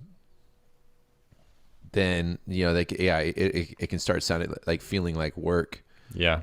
You know, I had a side project that I felt that with, where it was I started a side project with 2 musicians that I looked up to that I look up to hugely from the band Scarlet. We started a side project called Vile Ones, and I remember being like I'm going to do something totally different on this. Like I want to do like I'd never written anything like kind of politically charged. I'd never written stuff that was kind of more like cultural commentary, out of metaphor, stuff like that, and then also just like having fun with stuff. Like one of them, we had this song that I wrote called Danzig 1804. And it was about this ghost ship that arrived in the harbor in 1804, and everybody the entire crew was slaughtered and nailed to the masts and stuff like that, and it was just found floating out in the ocean, and it wasn't robbed at all. Like, it still had all its goods, and like that was like one of the originating like vampire stories, or it not one of the originating ones, but one that definitely perpetuated like, oh, there's a vampire at sea type thing. And it just they discovered it, you know, and this thing like comes into shore and it's just like covered in blood and all this stuff.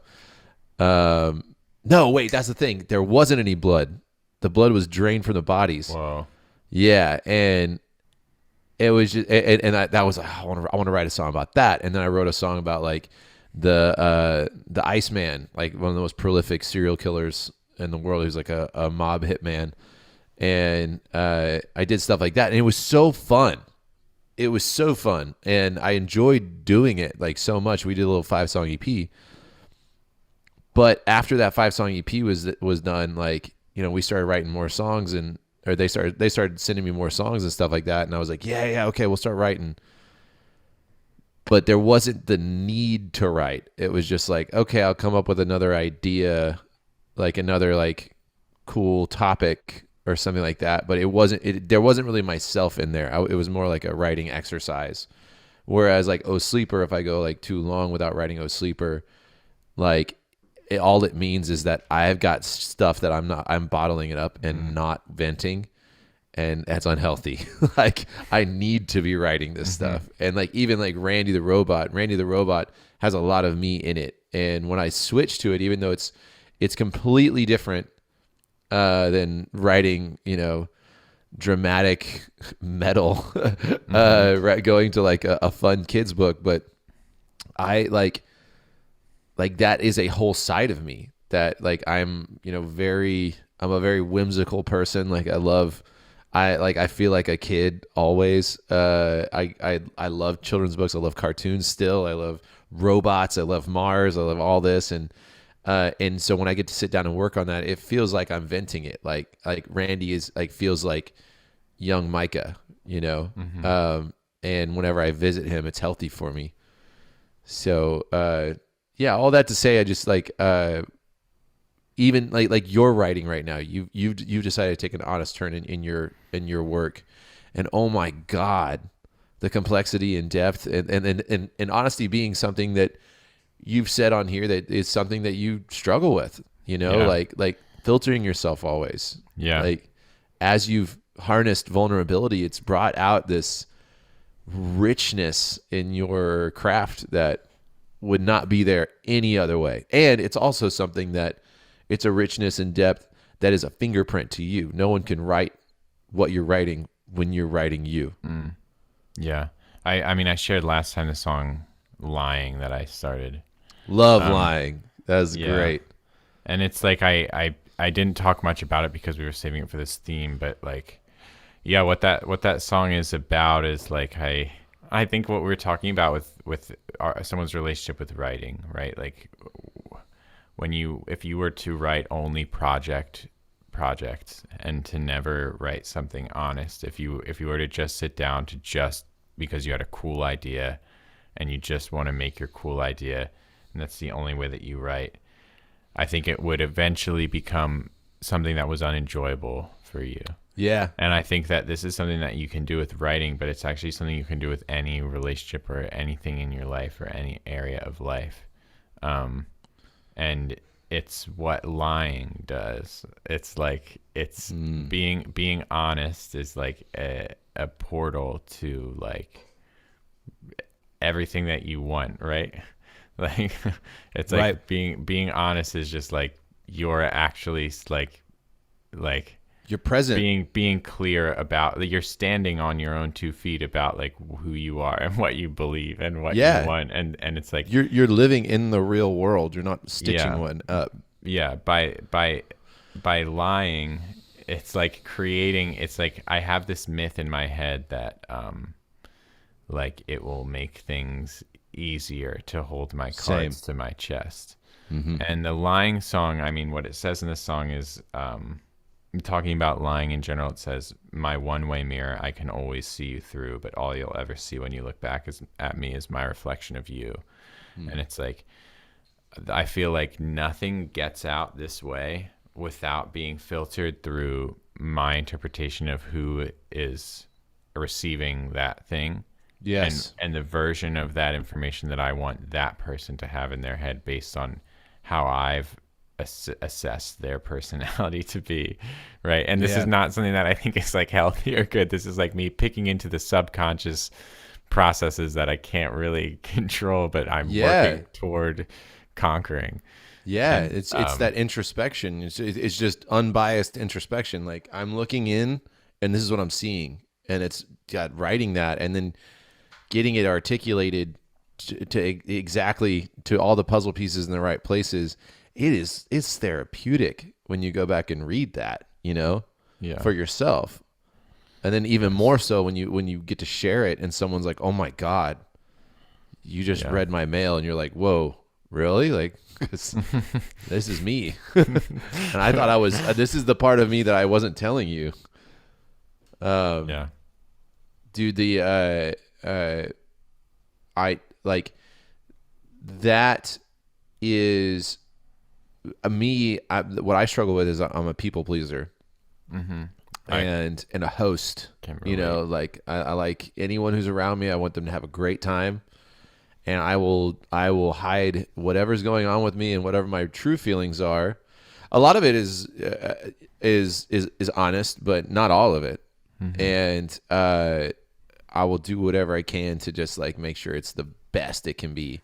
I always want to be. I always want whoever's with me to just have the best time, And I want if I start feeling like if the time is not good, it's got to be me. It's got to be my fault.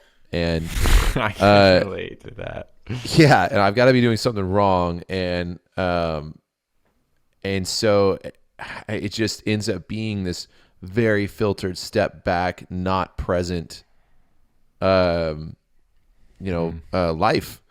And the more I spend in that filtered space, the more disconnected I feel from everything, and the more my headspace kind of runs away into tangents and these a million different boiling pots on back burners that are just getting into like bad spots. And that's probably why I love writing so much, is because whenever I get into like the quiet of the night, when everyone's asleep and my phone's not going to ring and all my responsibilities are done, I can just sit in front of a screen and sort through all the bullshit and kind of like air my true self.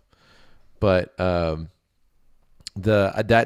is the writer's block that I hit with the Titan novel that I'm writing. I wrote the Titan EP in a new setting where it started a new concept, and it was set in the future. So it was like, instead of like a fantasy thing, it's a sci-fi thing.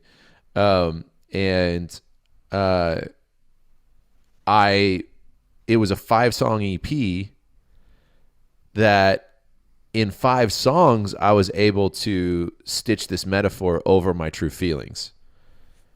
But trying to take 5 songs and expand it to like thousands and thousands and thousands of words and like hundreds of pages. I got 60 pages in on it, and I was just like, it turned into a job. I was like writing these people I didn't have any connection to, and I'm like, okay, before we can get to the part in the story that is me and was the event of me that I was talking about, I've got to get through, I don't know, 20 chapters. Like, what the hell is going to happen in all that? Well, then, so I hit this massive writer's block. Well, then years later, we ended up putting out Bloodied and Bowed. And in order to write Bloodied and Bowed, I took the same concept and threw it 30 years in the future, because there's a big gap from when we released Titan EP, and talked about like, and then basically took the entire story of all the time that had lapsed between releasing Titan EP and Bloodied and Unbowed, and everything that I went through in my life, and all of the changes and all like the ups and downs and life experience, and I like verbatim like every song in that is exactly chronological to how it happened. And so that is all me stitched into that. And so now I'm thinking about like, so then I was like, you know what? I really want to still expand one of these, but I really just want to stay in this Bloody and Unbowed space. So that's when I started the comic book series. Cause I was like, oh man, I can definitely riff off all this stuff, like first song is a comic book. Okay. If every song is a comic book and it's a 10-book series, like I've got characters that I am this one character, and another character is Shane, and the other character is like God in my head, like my God voice that I hear, and another character is like this, that, and the other, and so I'm like, I could write all these characters right now, and then I'm getting all this inspiration. But what that is there was just this high level of honesty stitched to my metaphors in that album. And now that's what I'm returning to. And that's what's really inspired me on the new O Sleeper album, is that I just decided to write exactly how I feel, even though it's like the furthest from like exciting this, that, and the other, it's like I'm writing the atrophy feeling. I'm writing the lost feeling, which I'm not used to writing, because I'm used to writing the triumphant charging feeling, But I'm just embracing where I'm at, and boom, inspiration, and boom, like I can't wait to sit down, and boom, like every song I finish, I'm like, oh my God, I needed that. And I'll just like go back and read it over a couple times. I'm like, God, I can't wait to track that. Like, yeah. And I'm already thinking about how I'm going to how into it I'm going to get when I'm tracking it, and how like desperate I'm going to sound in certain spots. And like, because there's a feeling that I feel that I want to express. And that's all honesty. Yeah, that's awesome. I saw Shane post something like 4 Sleeper songs are like at like the 95% finish mark or something. And I was just like, nice, dude. Mike is cranking out those last pieces for him. It's rolling, dude. It's rolling. I'm so excited to hear. Yeah, man. I'm so stoked too. I'll give you a little teaser once we get a demo tracked. But yeah, so I thought a cool little segment would be to do a lyrical deep dive on Vices Like Vipers, one of my first practices in really brutal honesty. And that especially early on in O Sleeper, that was like that was and still is my main goal, is to be totally honest about wherever I am, whenever I am, and to be as vulnerable as possible.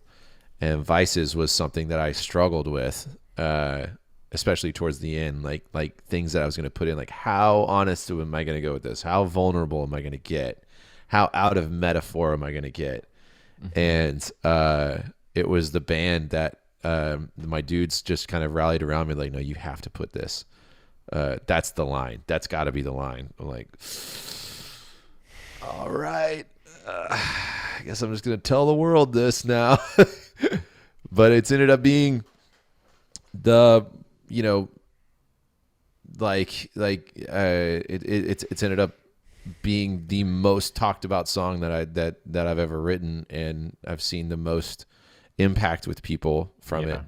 Yeah, it's kind of really like iconic. How you're feeling with like Obsessed, and like whenever you or Lying, whenever we play that for people, and you're like, yes, yeah, and people are like, oh my God, can I talk to you about that? And you're like, whoa, I did not think this was going to be an invitation. Yeah. Do you want to read it in segments, and then? Yeah, sure. We'll do a little back and forth, so it's not just me talking the entire time. I'm excited for this, dude. I'm realizing that I've never really like known what a lot of these. like I know literally like I can scream like the song beginning to end, but a lot of it's just like the gibberish sound of what the scream is still. Oh yeah, we're gonna get deep on it. Dude, I'm so excited. I'm just like, I was just blowing my mind. I was like, oh, oh, oh. This is a dude. Yes. All right, so this is the lyrical deep dive on Vices Like Vipers, a practice in honesty, so to speak. Take it away.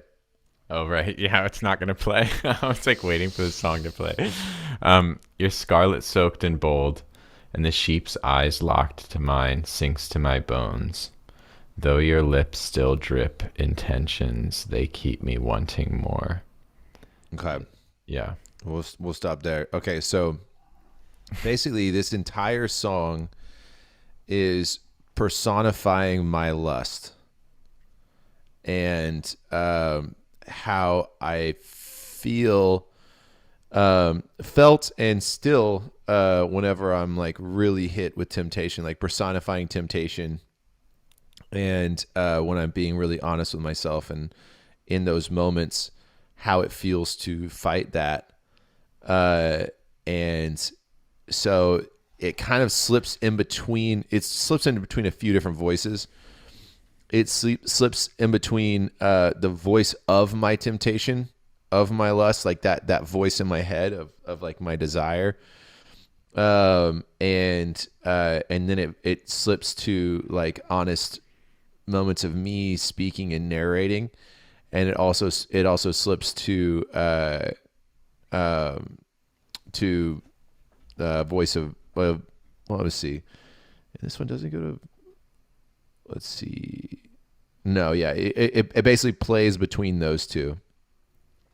So your scarlet soaked. So this whole section, I remember I looked up.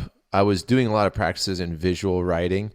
So whatever I was trying to write in metaphor, I would look up the most visceral pictures of that and then just like stare at it and soak it in and write. And what I felt like was we had just gotten off the ground and we're going as a band. We had released the Armor March EP, and we'd already done our first world tour, or our first US tour. Was getting a lot of the getting a good feeling for like being like the new front man, you know, and like on tour and stuff. Like was 22, and like I felt like a wolf in sheep's clothing, and it like in the pack, like a wolf who had invaded the flock, basically. Like I felt like I was there. I felt like God wanted me to be there, and he was allowing me to be around the people that he wanted to reach, like the people who needed help, but he hired a wolf to do this.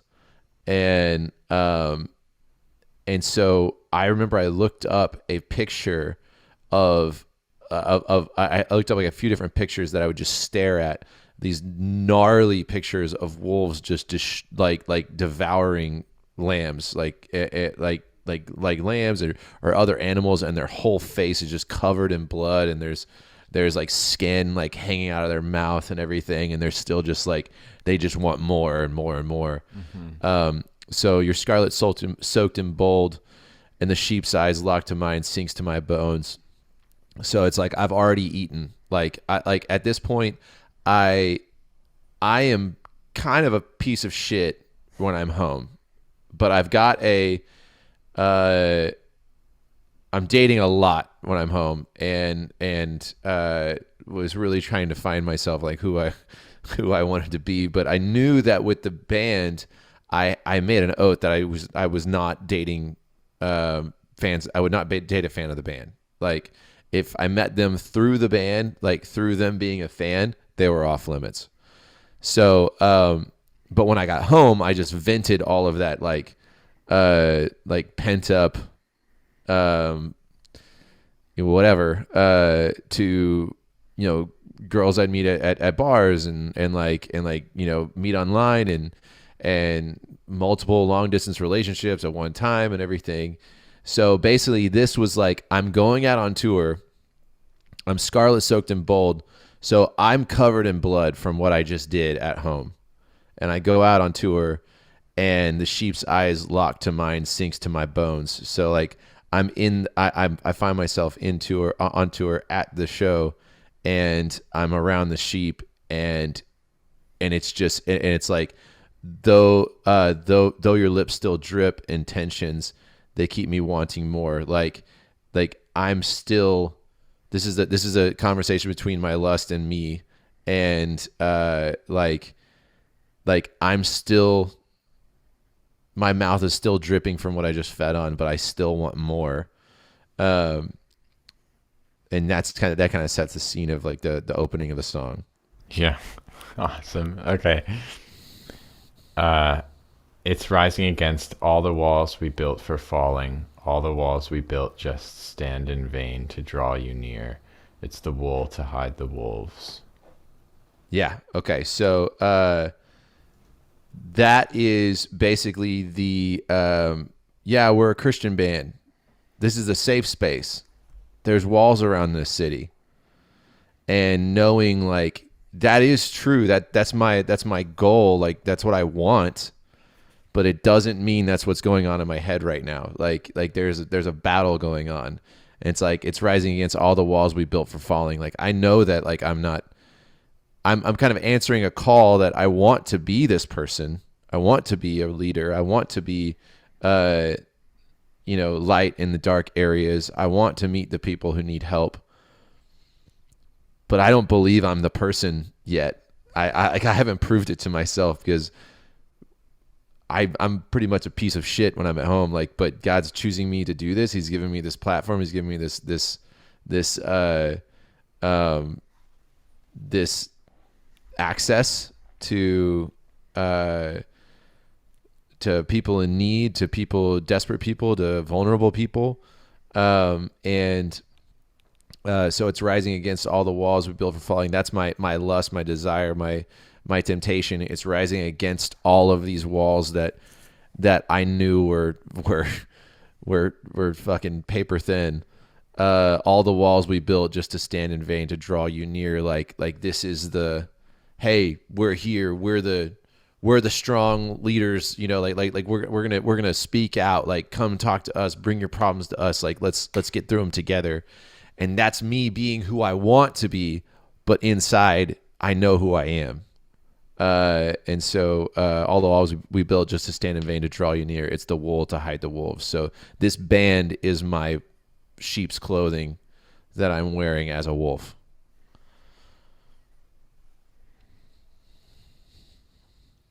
Dude, I'm obsessed with like the way that you weave in the imagery, like so like subtly and beneath the surface. Like it's just like, it's like this conversation, right? Like you don't explain who it's between, obviously, but like through Right. the song you start to understand, as it's talking about like vices like vipers speak in whispers.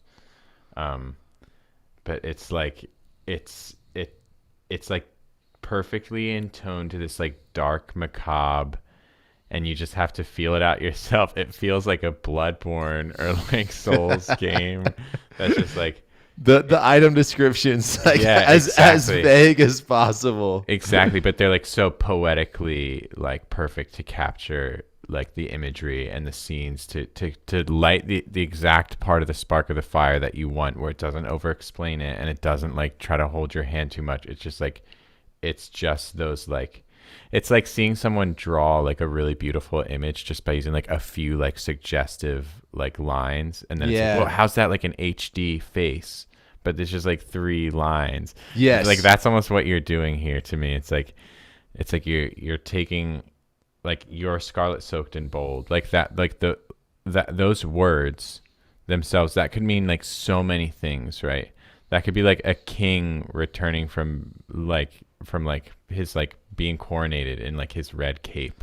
But Could it's be like, valiant, could be nefarious, you know? Yeah, but it's like it's like you don't give like any of the actual details, but it's like with the song and then like the way you say like and the sheep's eyes locked to mine sinks to my, it's just like you know what it's like it's like the tone is like suggested and then like evoked, and Awesome. it's like it's really cool. Yeah. The thing that like I prefer to write, and this is me, this is how I'm able to be, how I've found is comfortable for me to be vulnerable, as raw and vulnerable as possible, is under about 3 layers of metaphor.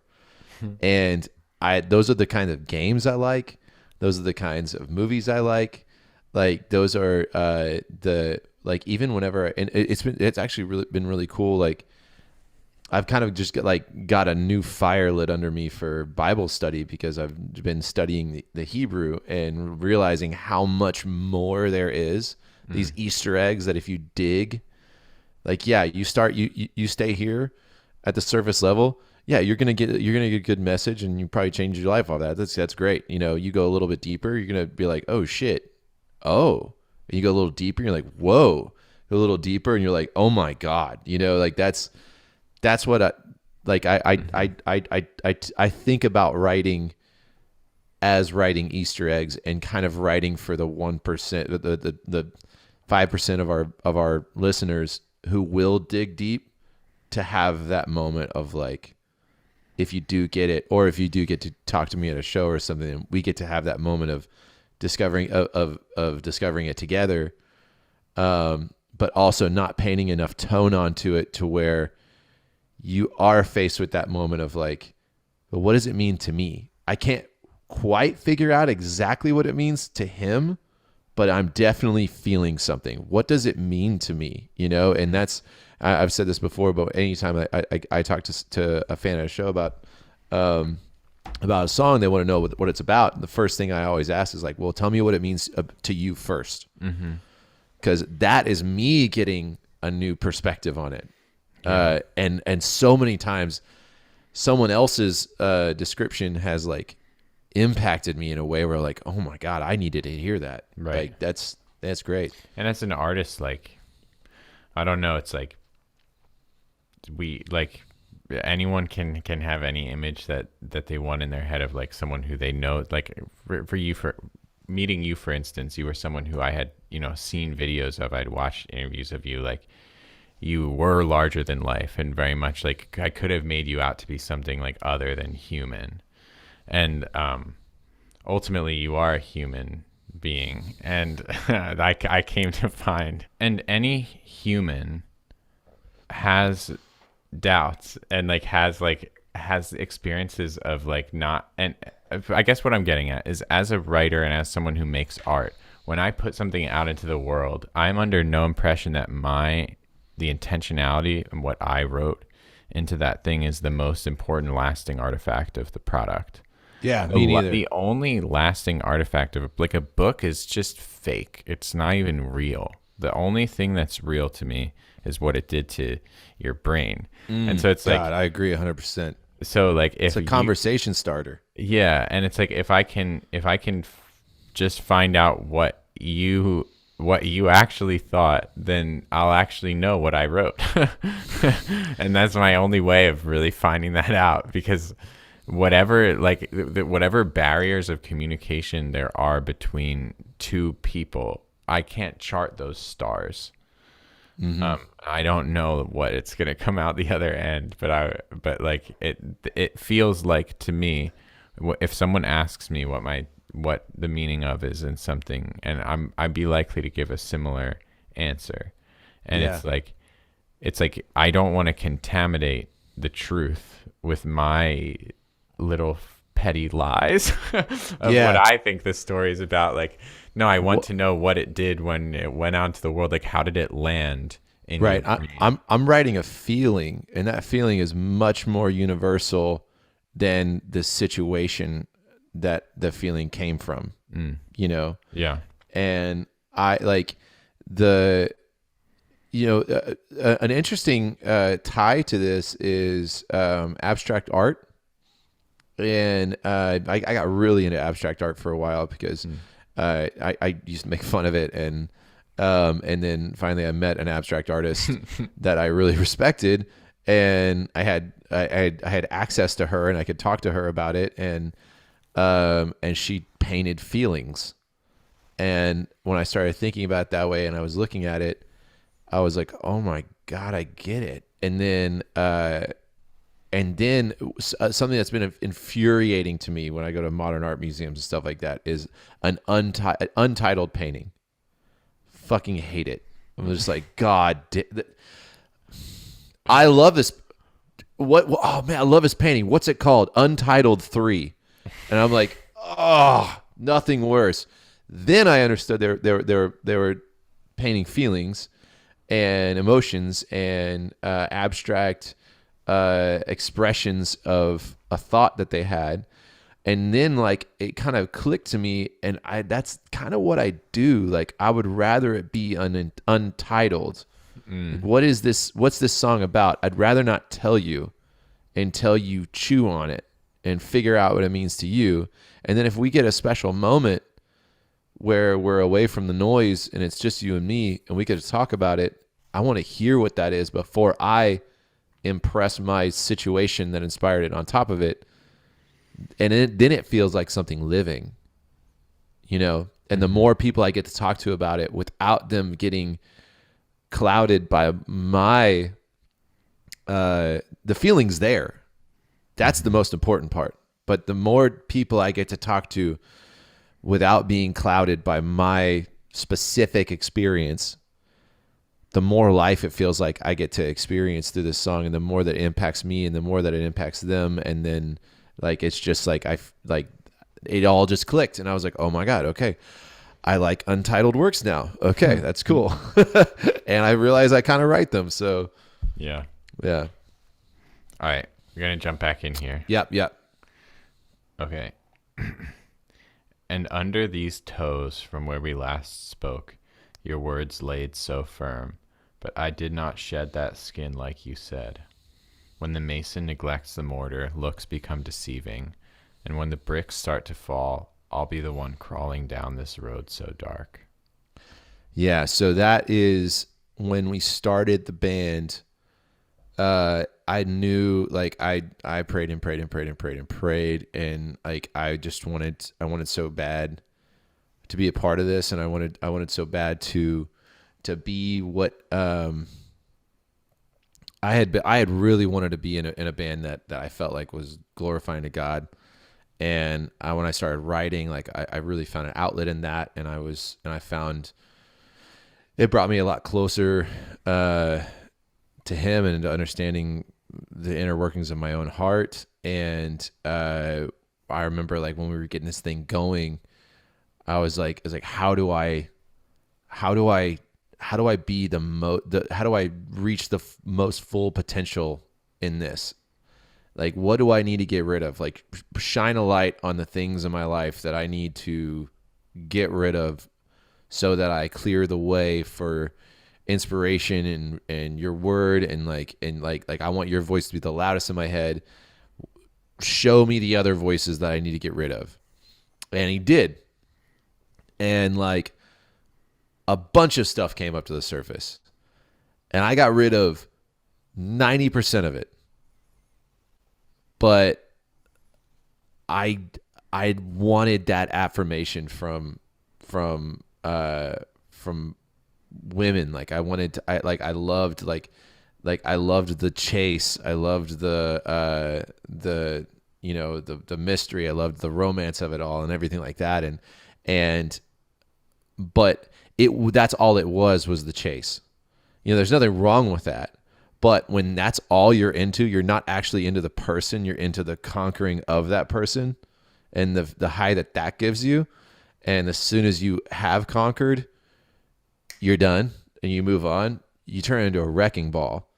Mm-hmm. And He revealed that in me and was like, okay, here's 10 things we need to get rid of. And I got rid of 9.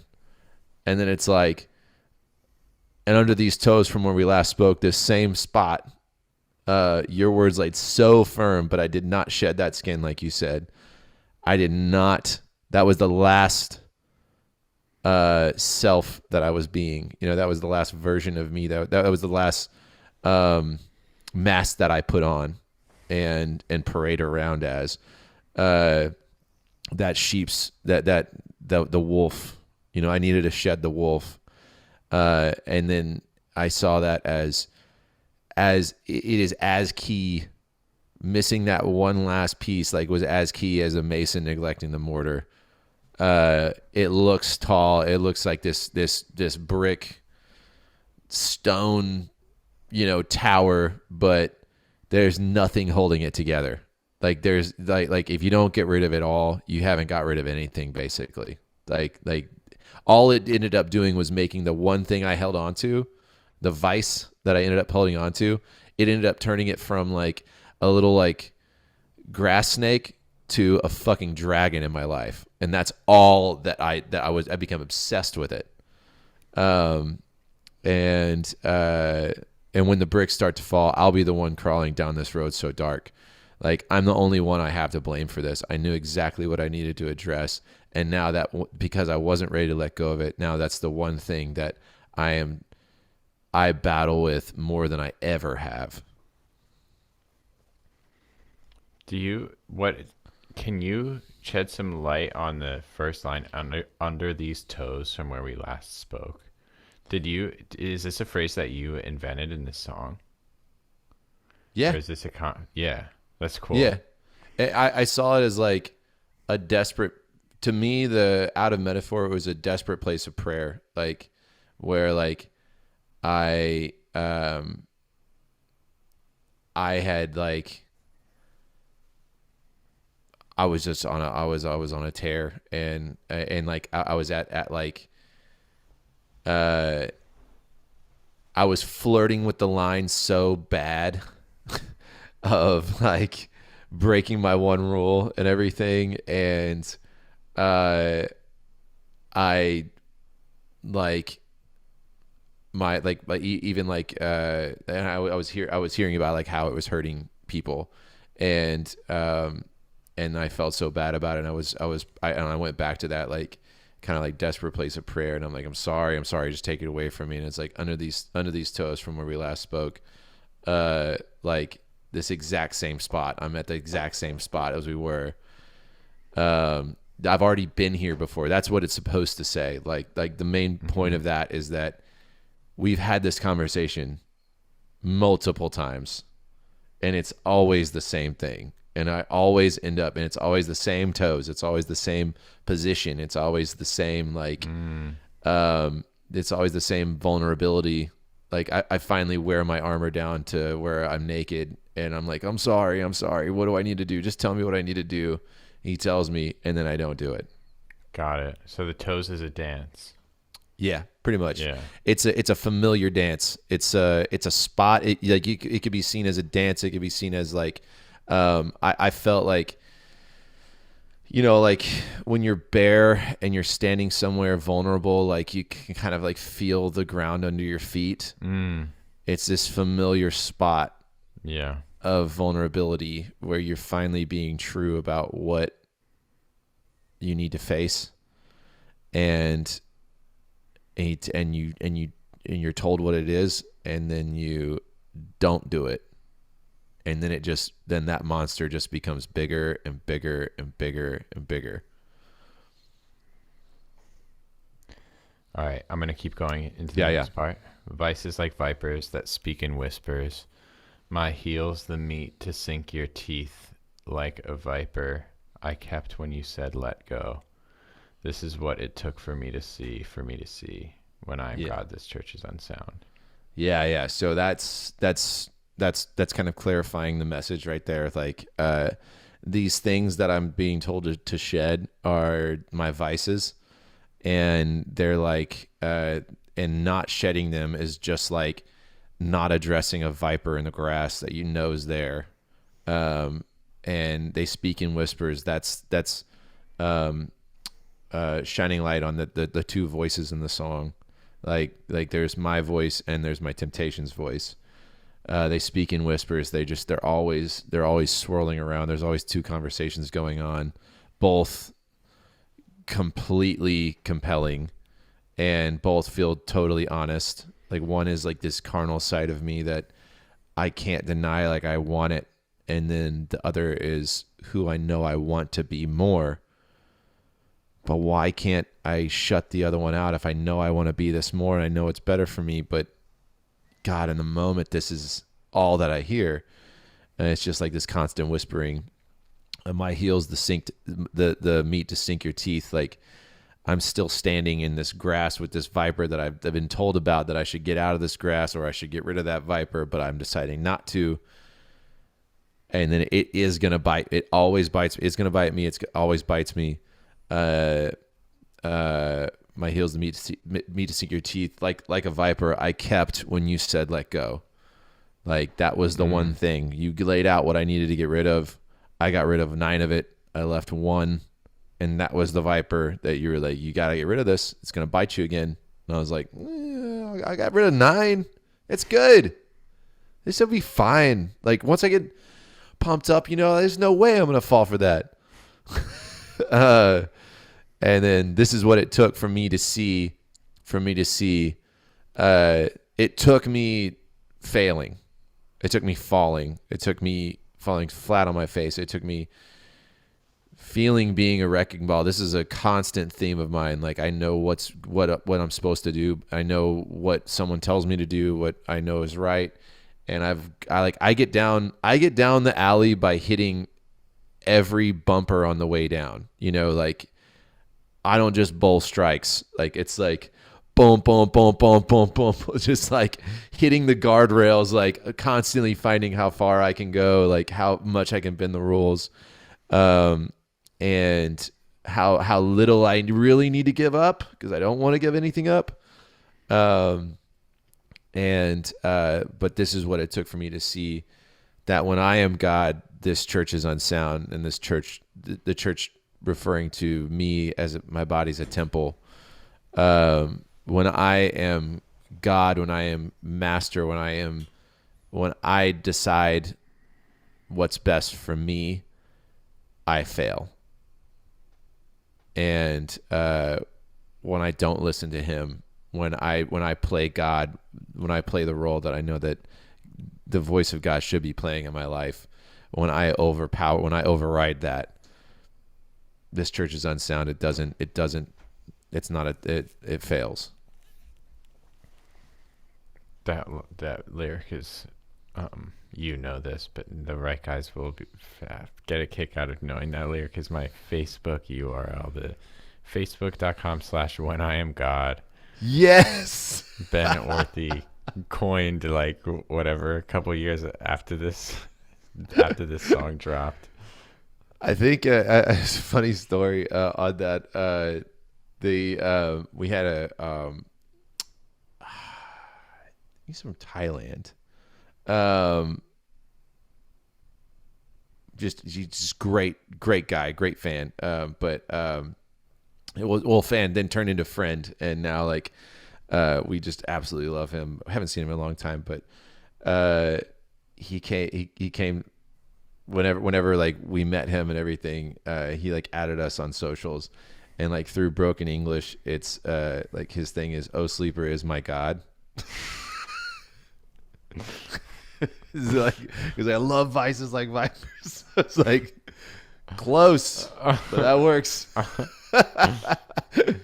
Yeah, it's funny. Sleeper is my God. Marcus, if you hear this, I love you, dude. You're great. I miss you. All right, moving forward. Slithering in the shade of a sinking church. Surprise is no excuse for the traps that you left in the wake of warning. So this is your warning. You fall to learn, and to the Okay, stop there. Yeah. So that's painting the same message in just kind of like a more clear focus. Like when I am God, this church is unsound. Me, I am the church, my body, the temple that I'm referring to. Like I'm supposed to be this holy thing, and I'm trying to be this holy thing. But when I play control of it, when he shows me what I need to get rid of, like the weeds I need to tend in my garden and all this stuff like that, and I'm like, I'm not gonna do that. Slithering in the shade of a sinking church. I'm a failing person. I'm a failing leader. I'm a failing beacon. I'm a false, hero, and I am the sinking church, slithering in the shade of a sinking church. Surprise is no excuse. Like every time it hits me, I'm like, oh, what'd I do? Like, I thought I was past this. Like, what should I do? Like, I play this surprised victim that is total bullshit. It's no excuse for the traps that you left in the wake of that you left in the wake of warning. That's like the voice of my conscience that, like, he told me about all this, and I just left it in my wake. Didn't do anything about it. So this is your warning, and this is like the voice of God. Like, so there's three voices. Yeah, the voice of God like chiming in, which I commonly in our songs I have a voice of God element. You're writing from God's perspective pretty frequently. Yeah, just that I'm just that voice is always going into my head. I'm just a mouthpiece. I just no, not like that. No, just like, I guess it's the voice of conviction. Yeah, I mean, but you are a mouthpiece of a generation, I think. Thanks, man. You are the mouthpiece to my generation. to you and Ezra at the bus, at least. So this is your warning. You fall to learn. Like, hey, you're on your face right now because that's where you need to be. Because I feel like that's the only way you're gonna learn. Like, smashing into the bumpers on the way down to the lane. Like, that's the guardrails. Like, you're on your face right now because that's what you chose, and this is how you're deciding to learn. So yeah, here you go. Soak this in. Soak the pain in. Like, I don't want you to have it. Try to steer you away from it, but so this is your new warning. You're just gonna fall to learn. I love this verse. Like, I think that surprise is no excuse for the traps that you left in the wake of warning is like such a beautifully delivered line and concept. Like, it's one of those, like, it's sort of what I'm going for with most of my lines now, where I feel like it is like it captures something in like the simplest like way that it could say it, but it happens to be really like beautiful and eloquent and original. So it's like you weren't like stretching it. You don't like stretch it with like flowery words that wouldn't necessarily be the ones that you would be like first. Like, it's just like it's almost conversational. Like, surprise is no excuse for the traps that you left in the wake of warning. Like, but it's very poetic too. It's like A to B, like, yeah. Shortest distance. But yeah, it's really elegant. Thank you, man. I love that line too. I remember that after writing that one. You know, you always have those lines that once you write them, you're like, oh. That was one of them. Yeah, that's awesome. Okay. And to the girls, you're worth more than the cheap words. You see your body as beauty. Your pulse is worth more. Yeah. So yeah, okay. Yeah. So that is like an even further, like, you know, whenever you're at the optometrist and they put that thing over and they're like, okay, tell me when it's getting clearer. Click, clearer, and you're like, yeah, and then they click it and you're like, ooh, that's clearer, and then oh, that's clearer. Like, pretty much the song is unpacking that way, where it's like, okay, here's something vague. Now let's get a little more specific. Now let's reiterate that in another way to like make it even more clear. Now this is like, and I'll do this too. Like, sometimes I do it as like one song that is just like completely out of metaphor, or like it just like the big like clue or something like that, or like it like the vulnerability piercing through all the veils. But this was like this is like, if there's any question about what I'm talking about here, like, I need to come clean. Like, and I remember thinking, like, if I wrote this into the song, and if I had to sing this every night at the show, I would remember this lesson. And so, like, writing this into the song was also like a practice in trying to like commit to what I knew I needed to do. I needed to stay focused. And in doing so, it basically says like, this is me taking the sheepskin off and showing like, hey, I'm a wolf. Stay away for you and me. Like I don't, if I can just come clear in this moment of honesty, this moment of truth, and just get this out as loud as I can possibly say it, then maybe I won't have to battle it so much. Maybe that'll be just something that people know about me. Maybe that'll skirt some of the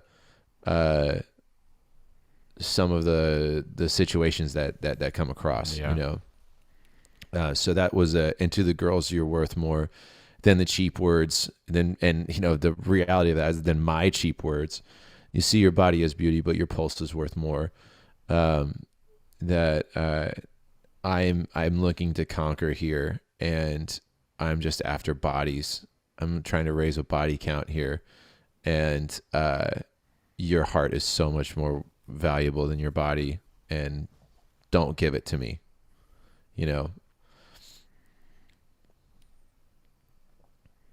All right. And then we've got, hear me, it's not what it seems. The feeding taste of honesty. This is the warning. You're just a hit to coax my urgencies. Yeah. So that is the further click into clarity. Like, listen, hear me. Whatever I'm saying, whatever the situation is, and this was also like I was talking, like I remember writing this in a way like what I knew I should tell the people that the other dating relationships I had going on and everything. I was like, this is not what it seems. Like I'm a people pleaser, like we talked about. I know what you want to hear, and I know how to get what I want out of this. Like I've already got the scent of blood on my nose, like I will get it, but it's not what it seems. Like run, like before it's too late. The feeding taste of honesty, like even at shows, like, talking about like when my temptation hits me, and being like, there's a beautiful girl, opening up and like, and like to this song that I wrote, and it's like, you're the first person who's ever, voiced like how like my heart truly feels. And like, I know that like God brought you to me so that I could hear, like, will you tell me about this song? Like, can we go outside and talk about this where it's not so loud, and like, like the admiration, like they're looking, like she's looking up to me, and she's also vulnerable. And like, and then like, then like after the show, I see like, a friend request from her, and like, and then like a direct message. And now it's like something very private. And it's like, just want to say like, it meant the world to me, like talking to you, blah, blah. And it's like all of those, like, it's amazing. And she's just being vulnerable and open and everything. But I also know that I can manipulate the situation if I let that wolf steer, and I think it's best that you just know that wolf is here, like, cause I don't think you're seeing him. Though the feeding taste of honesty, like this like me pouring into you taste of honesty, and a side of it is honest. You need to know there's another side though, and it is not. This is the warning. You're just a hit to coax my urgency. I'm not even, if I acted on this, I wouldn't even be, I'm not even interested in you. I'm just interested in this kill, the next kill. Yeah. That's, so when you talk about just the line coax my urgency, I'm interested in what that means to you. The most stripped down version would be like I'm just trying to get off. Sure. Like I want to hook up. Like I'm like this is a great connection we're having. I'm also sexually frustrated and like like you're hot. I can tell you're into me.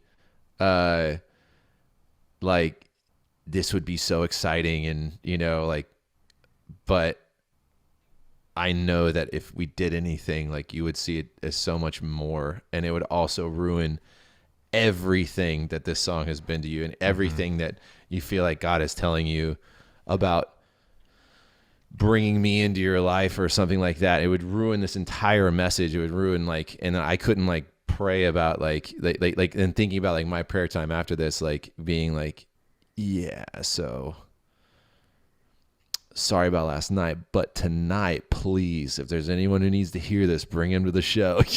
Like it's just like let me be as raw as possible. You are just a hit to coax my urgency. Like I feel like a drug addict, like a sex addict, like I want it bad, but yeah. I'm really interested in the wording of coax my urgency in particular. What those words, because like it's again another wording that I haven't heard that just like it sounds really cool and it feels really right, and like I get what it means, but I'm really curious like where your mind, where you get there with these words. So with that one, I didn't want it to be satisfied. Yeah, that's a good way of putting it. And like my urgency is there. It's the wolf. Like it's a person. It's a thing in me. And it's not going to satisfy it. I know that. But so like I really wanted to tweak the dial on how worthless I'd see this, or like it doesn't even I wanted satisfy to your value urgency. It just coaxes your. It just coaxes me for maybe the night. I don't know if we're going out after this. We maybe, and then maybe it comes back. But right now, it's all I can think about. And just you need to know that you're just a little hit, your little bump. Like that's how this other side of me is like screaming in my head, while this other side of me is like, this is amazing and this is why I'm here, and God's bringing people to talk about these things, and if I can just keep shutting this voice out, then maybe like some really powerful things can happen here, and maybe I can prove to myself that that is not me, that is just something that it's just one of my demons I got to fight. So it's kind of like this whole time of thinking like, am I the wolf or am I the protagonist here? Like sometimes I don't know. Sometimes I don't believe. Sometimes I look at the protagonist ideas and wants and desires, and I laugh at them, and I'm like, are you fucking kidding me? Like, no, you're a fucking wrecking ball. You're a monster. And then sometimes I'm on a good streak, and I'm like looking at the wolf. I'm like, yeah, see, that's the old me. That's in the past, baby.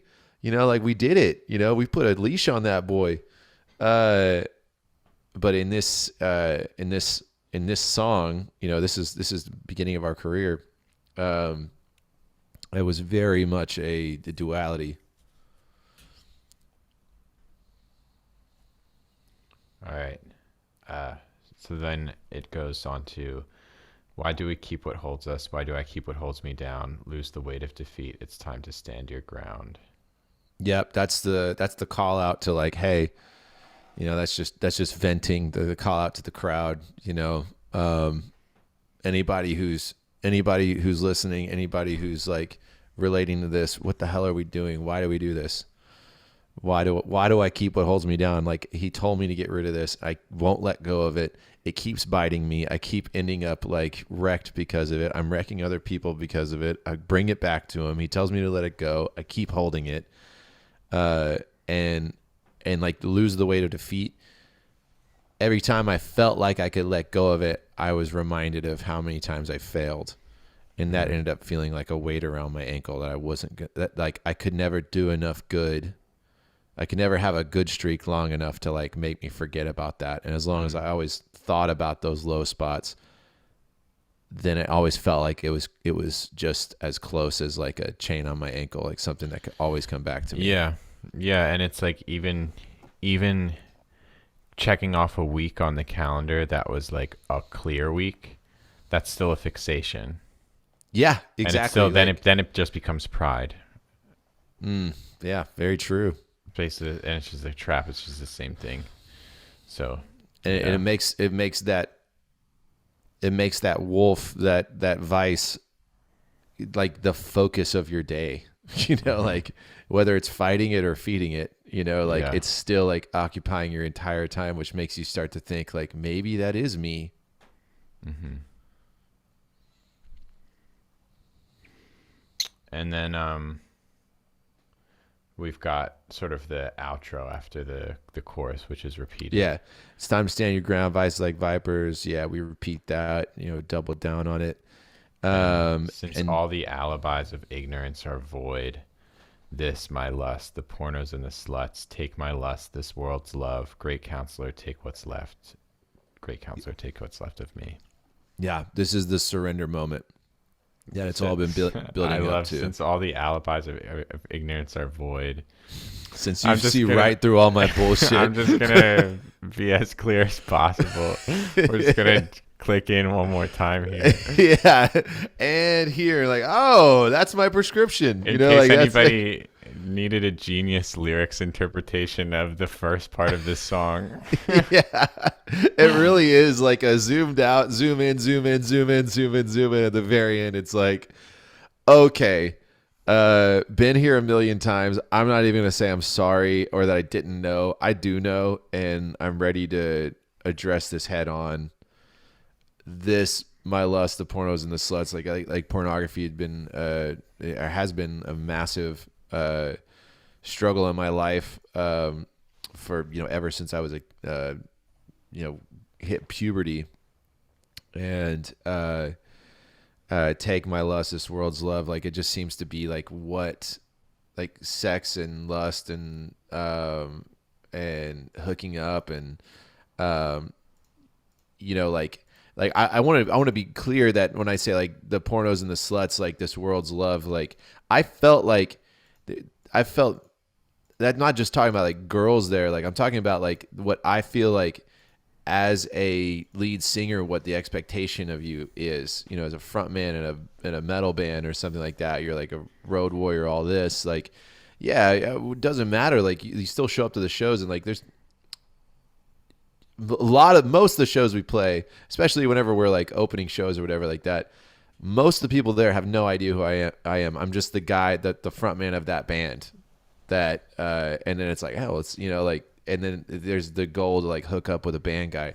That is if you're attractive, that's if you're ugly, that doesn't matter. Like that's just gonna be there.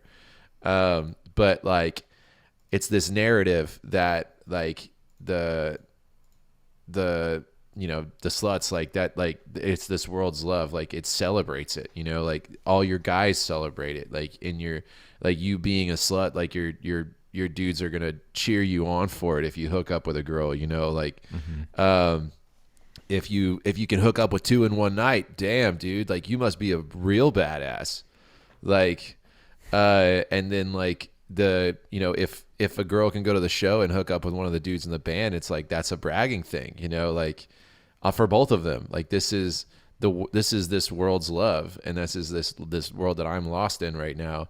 And then if it's not at a show, I'm getting hit with pornography, which is also like the world's leading industry, makes more money than any entertainment like out. So like this is absolutely this world's love. And then the last line is just the most like raw I could possibly be. That is just me saying a prayer, and I literally went this raw on this, so that on stage I would say a prayer every single night. Great counselor, take what's left of me. Great counselor, take what's left of me.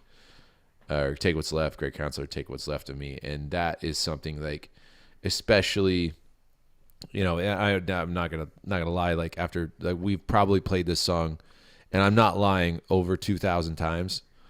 Now like muscle memory kicks in. I'm trying to like get through the set, like watching my breaths and everything like that. But whenever we first put this out, and for the first few years of playing it and touring full time, like I would be in prayer pretty much through the whole time, through the whole song, and I would use this as my like check myself. Like, okay, am I being prideful? Am I like, how am I looking at people like on the front row? Like, I've noticed this girl over there won't stop looking at me, or this one that's standing on the side of the stage, or the one that's in the back room, you know, or the ones that are going to be at that hotel we're going to later, or that after party we're going to. Like, this is my moment. Like, I wrote this into my life to check me. I want to check into it. And then I kind of slip into prayer, and by the end of it, give it to God all over again. Because that's what I have to fucking do with everything in my life. Like, I don't ever learn the first time. I have to continue to do it and give it up and give it up and give it up and say I'm sorry and give it up and ask for forgiveness and ask for forgiveness and give it up, and eventually I get there. But that's just I get down the alley by slamming into all the bumpers down the road. Well, it's really cool to see come together with how honest you are on the song, and how the song like shook out, being like this huge single off the album that was just like this massive thing that everyone connected with, like, and how raw it is. Like, it's so similar raw to my experience with Lying. I feel like, where it just became it's like the most relatable. It's like everyone's hearing Vices Like Vipers, like, yeah, this is me. You're actually letting them in, and you're like, that was the last part. I had a totally different line written for this, my lust, the pornos and the sluts, take my lust, this world's love.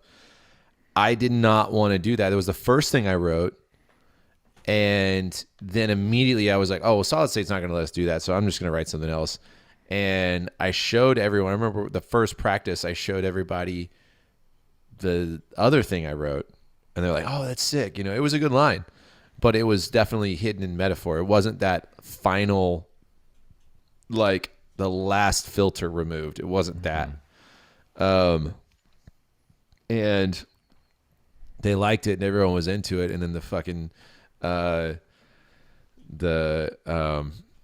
ego fiend in me was like, I actually wrote this other line that's pretty sick, but I don't think we could use it. And they were like, oh, what is it?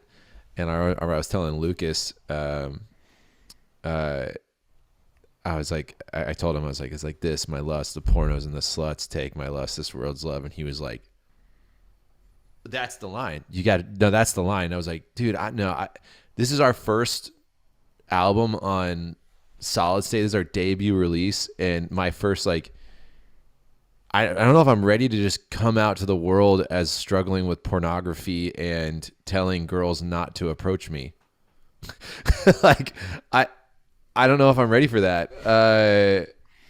Like, isn't that the most like anti rockstar thing you could possibly do? Like, what? Like, I'm in I'm like early 20s. Like, my pride is a very loud voice in my head. And he was like, dude, that is the sickest line you've ever written. You've got to put it in. And I was like,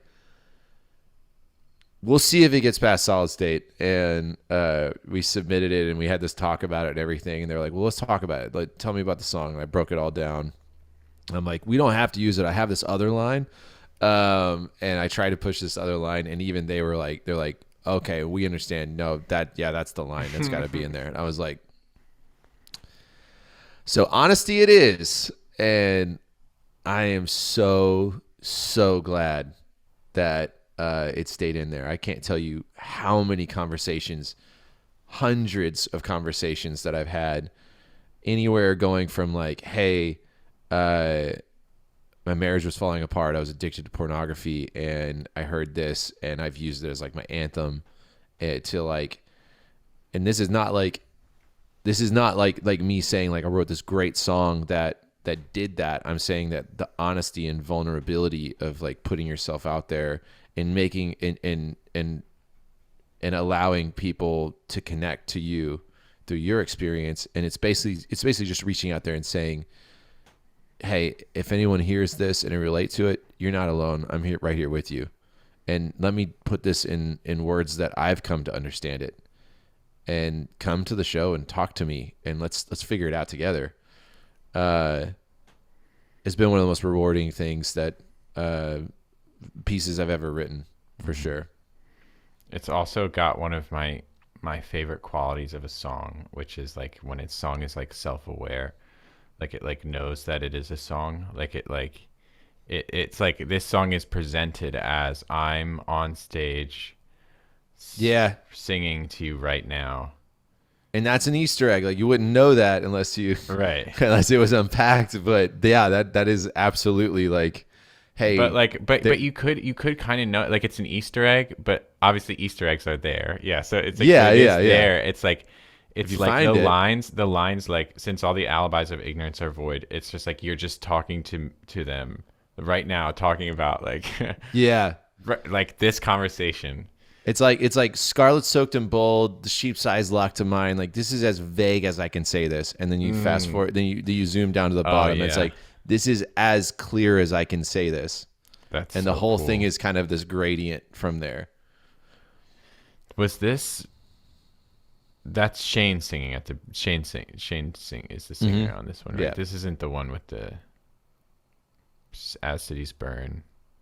No, and I was gonna do that one. That would be a great one too. And it's called In All Honesty. Yeah. And that's it. That's another one that was kind of like my Vice's approach for Son of the Morning, where I was like, In All Honesty was like out of metaphor. And that's also what Neofumi was the out of metaphor song on Titan EP, where it's not in metaphor at all, and it was a scene commentary about like everything that I was seeing. But like I said, like I'll either do it in a song and like have like a call out moment, like dedicate a verse or a chorus to it, or sometimes I'll just like take one entire song in an album and just take it out of metaphor just to be like kind of like a compass point, like, okay, hey, if anyone's lost, let's get back onto it right here. Boom. If you didn't know, this is what I'm talking about. Yeah. And in all honesty, ends with, I don't want to be a father who has to watch his daughter be conned and stripped bare by a monster like me. God put me to sleep. And that was like, basically not learning my lessons from the first album and just continuing to dig that hole and getting to that give up moment of just like starting to think about being a father one day. And if I had a daughter, how terrified I would be if she met me right now. Mm-hmm. Like if she met a guy that thought like I did right now. Mm-hmm. And then basically being like, God, just kill me. Right. This rampage is just going to continue. Like, what are you doing? Why am I still on this platform? This is awful.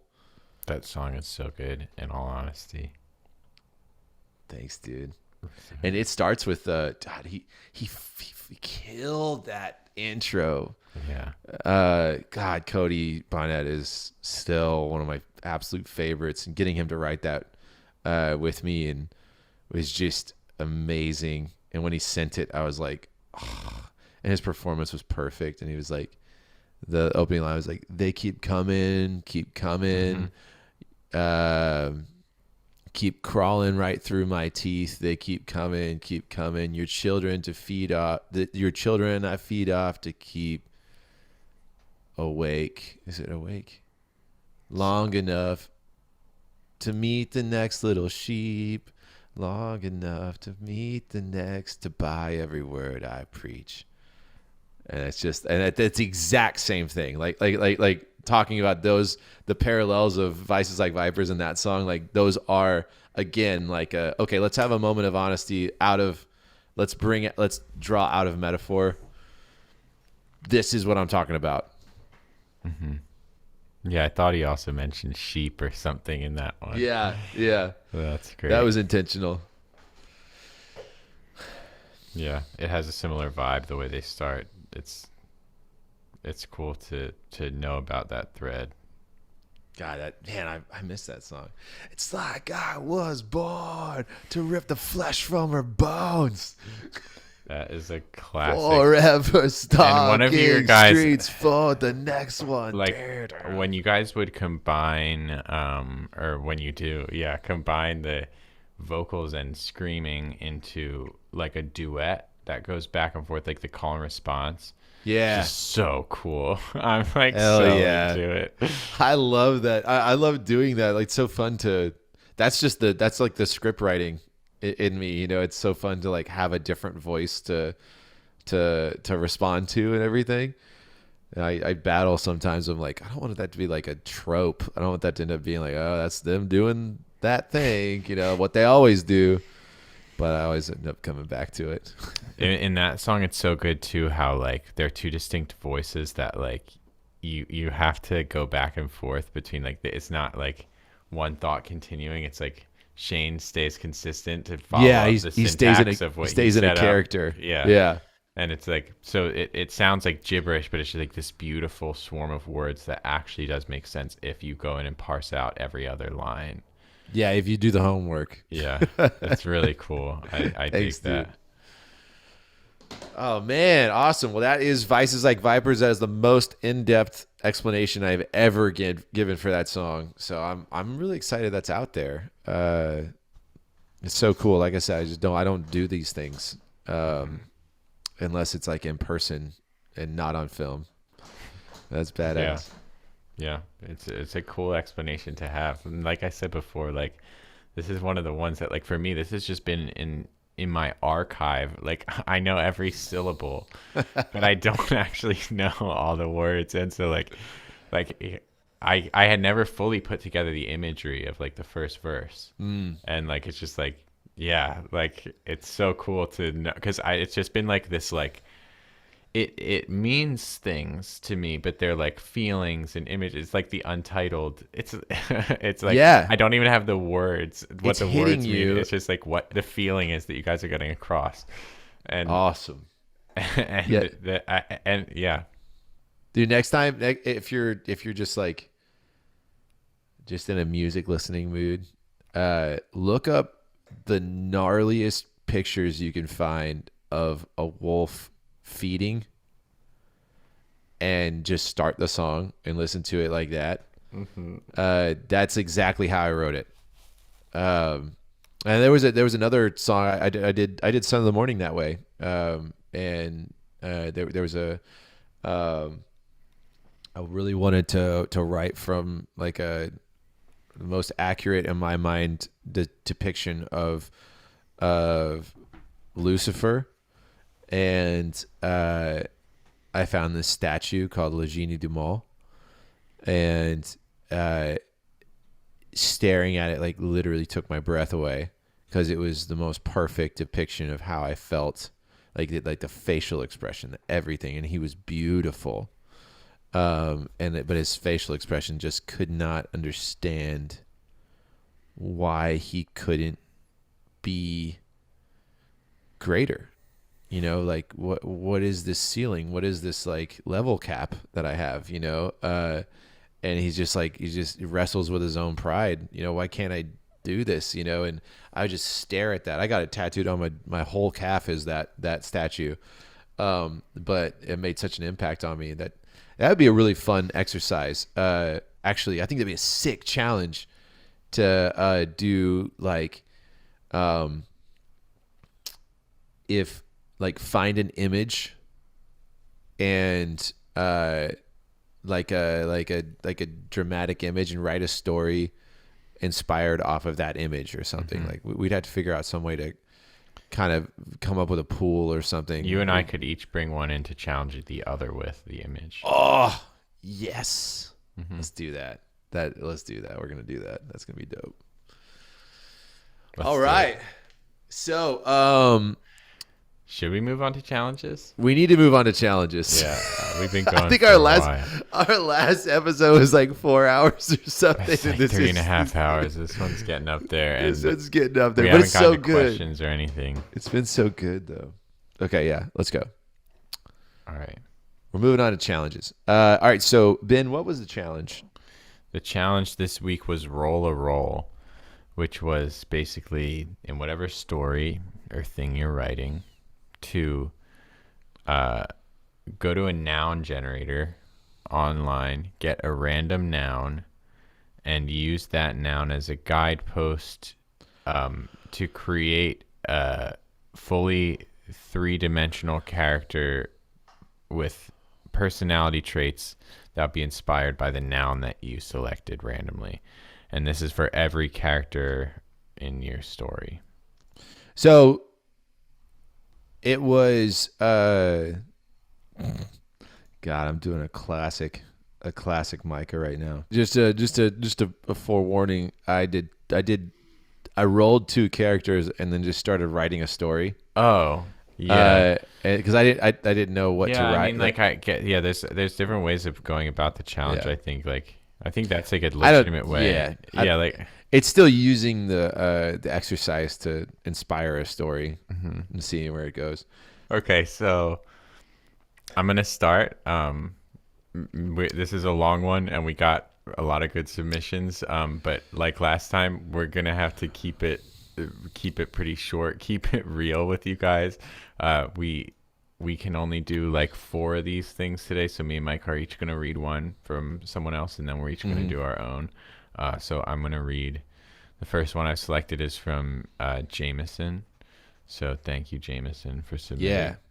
Now I want to do a little shout out to a couple that we didn't get to read that just thought they did a really good job after this too. So yeah, for sure. Okay.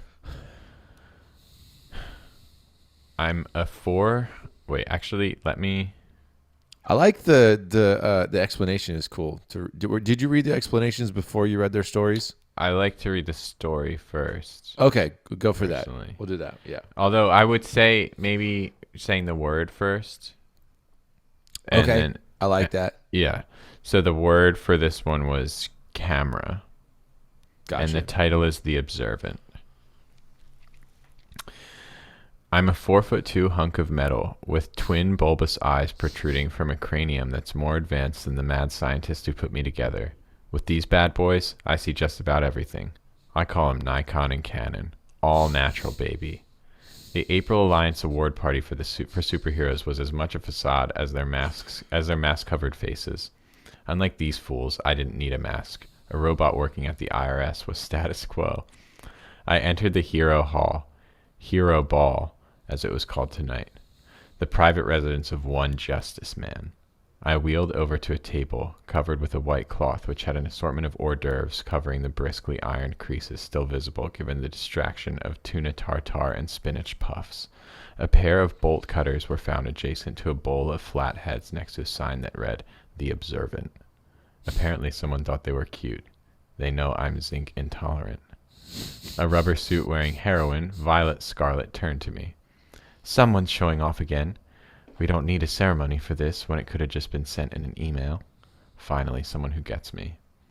I did realize, however, that the only reason to make such a comment would be to get on my good side. Handling all the hero's taxes has some perks after all. It makes sense, doesn't it? Can't have the Justice Mobile coming back on Mark Kane's 1040. But it's not like he even does well to hide his identity. No amount of messy hair and glasses could ever hide that perfect chin. And so with great pleasure do I humbly accept this award. The Greek statue himself, wrapped in colored spandex and caped elegance, extended his puckered lips toward the bronze statue. Justice Man. What a quack. If anyone came poking around here, they too would find it suspicious that a reporter owned a mansion and lived this kind of lifestyle, regardless of how rich his dead parents were. And that's not even to mention the new addition to his mansion, Hero Hall. Wait, Hero Hall? I never saw this on his tax forms. I could justify him receiving donations. He did save the world several times over, but having an addition to his home without a permit? Deplorable. I couldn't let this transgression go any further. Justice Man will never work in this town again when they realize he's nothing but a con man. Good one, Observant. That man is a fraud.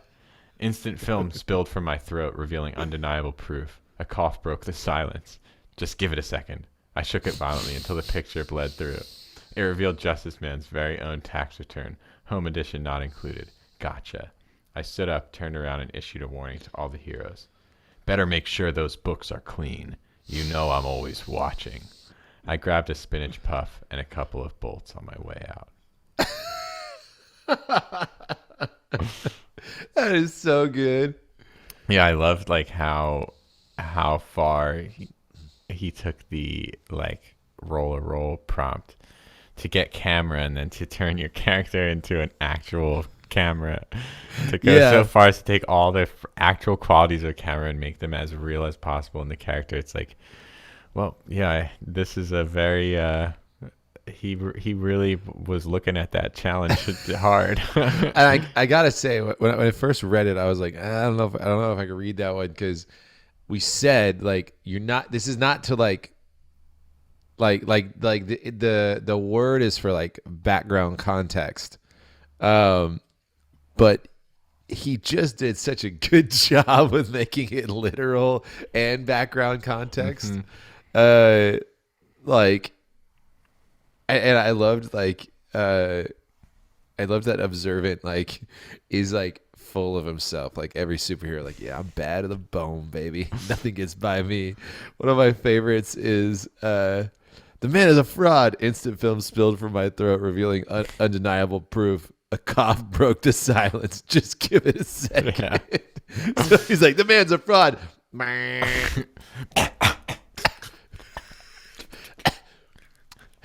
Just give it a second. Good one, Observant.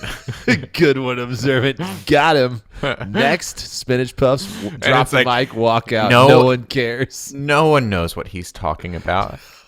He holds up an image of a tax form, and he's like, "As I suspected, this man is a fraud." Yeah. All the other superheroes are like, "Y'all better be on your watch." You know, like, is that a contract?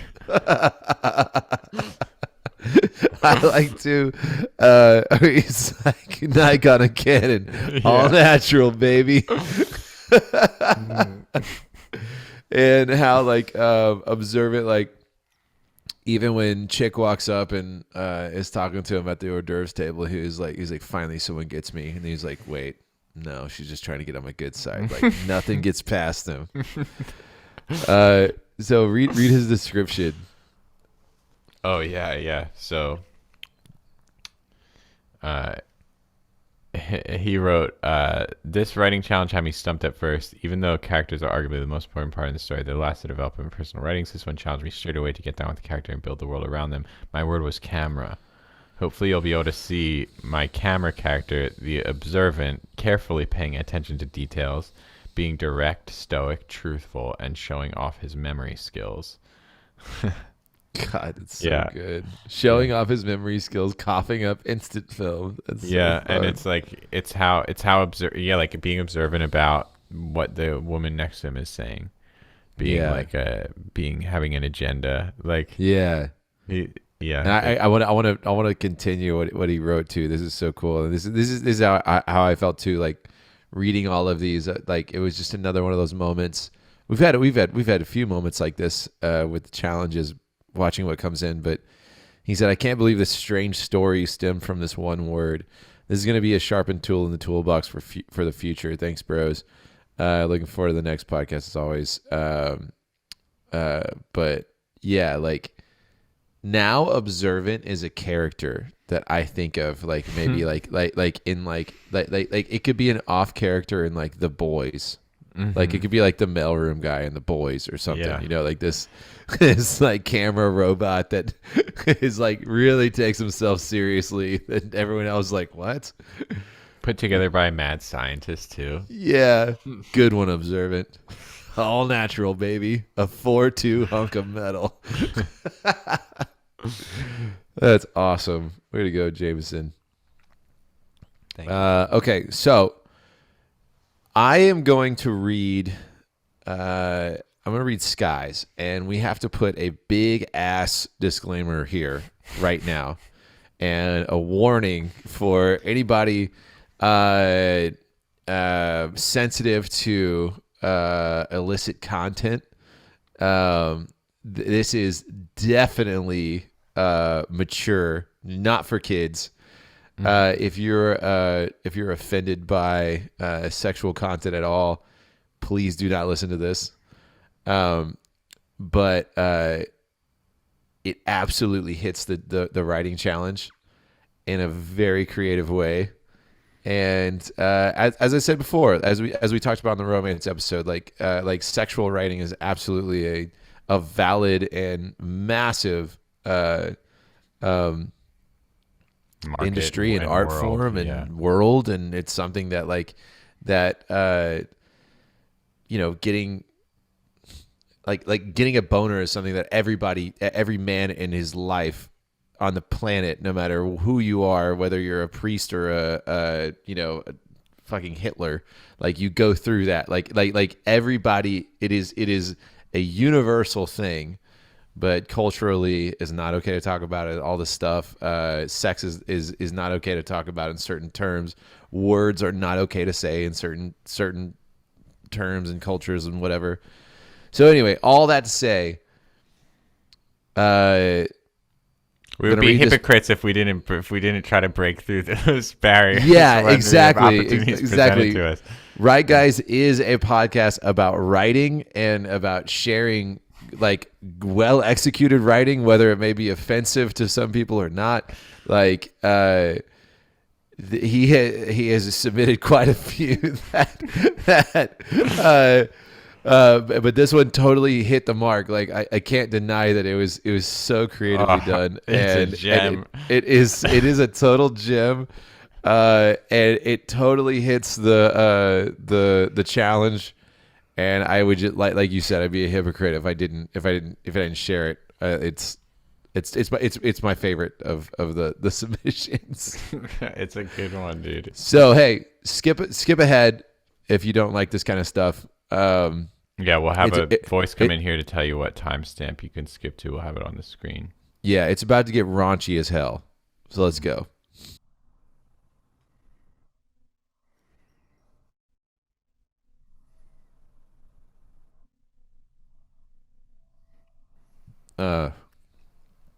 So title, The Plumber's Shame. Character, Mario. Word, church. Wooden, old, repressed, hiding secrets. Mario was the horniest he'd ever been. Hard Italian cock straining against his overalls. He stomped the corridor, fading sounds of partygoers behind him mocking his inability to score. Used to be, he thought, I couldn't keep him off me.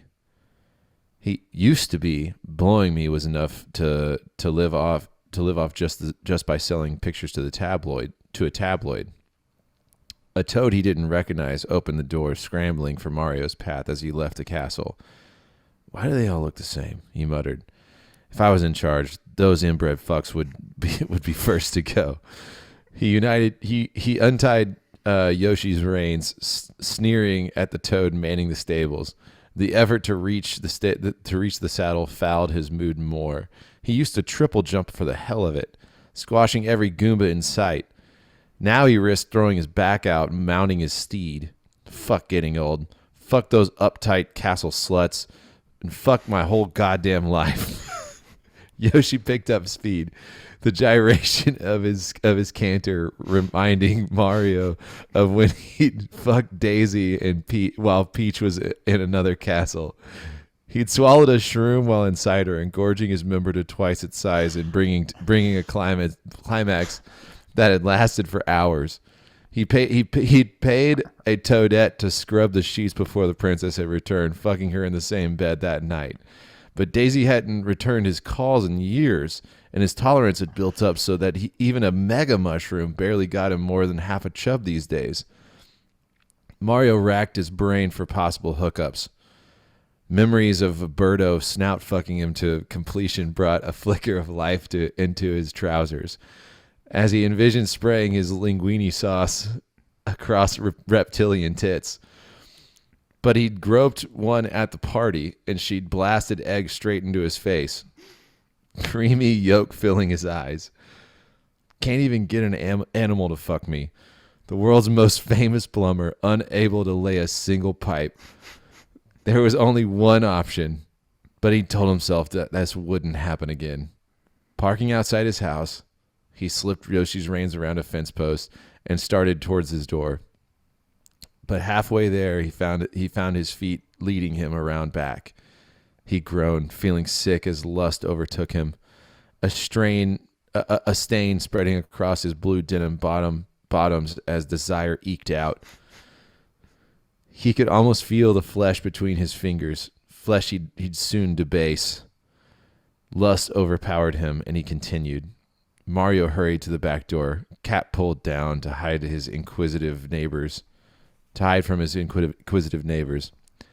He knocked, vision blurred with adrenaline. A high-pitched Italian voice answered, "Hey, hello? It's me, Mario," he whispered hoarsely. Oh, sorry. "It's me, Mario," he whispered hoarsely, voice and chode thick with desire. "Mamma mia," the voice replied. Back so soon? Come in, I'm in the bedroom." Mario stepped inside. His thick-veined bologna throbbed to a primal rhythm, making it difficult to remove his clothes. His greasy body, soft and fleshy from the cruelty of time, eventually extricted itself. "Here we go," he muttered as he turned the corner, ejaculate already dripping down his leg. Luigi time.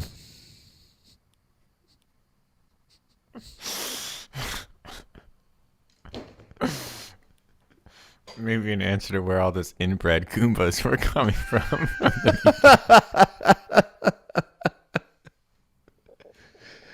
Oh my Wow. God. Bravo, Sky. I can't, of all people, to random word generate church for Sky to get it. And that's what came out. Oh my God. That was truly, truly entertaining. Holy shit. Thanks, Sky. Thank you, Sky. Yeah, Just I mean, seeing Mario as this disgruntled once hero in the background who's just like pissed off and repressed, like trying to climb on top of Yoshi, like thinking of days when he used to triple the jump. jump thing is so good. He's like just glaring at a toad. He's like, "Fuck you, fuck all them. If I had it my way, y'all be the first to go." God damn. He just like hits Yoshi and starts riding off. Golly, like reminiscing on his days of just like having the kingdom to himself, like anything he wanted. And now he's got to resort to hooking up with Luigi. Okay, I had to. Okay, so again, absolutely had to choose this for like where such a weird, like such an exercise can just spark creativity, just like having one little nudge in a direction, and then it's like, oh, this okay. I want to write a story about a horny Mario. Okay, what's my word?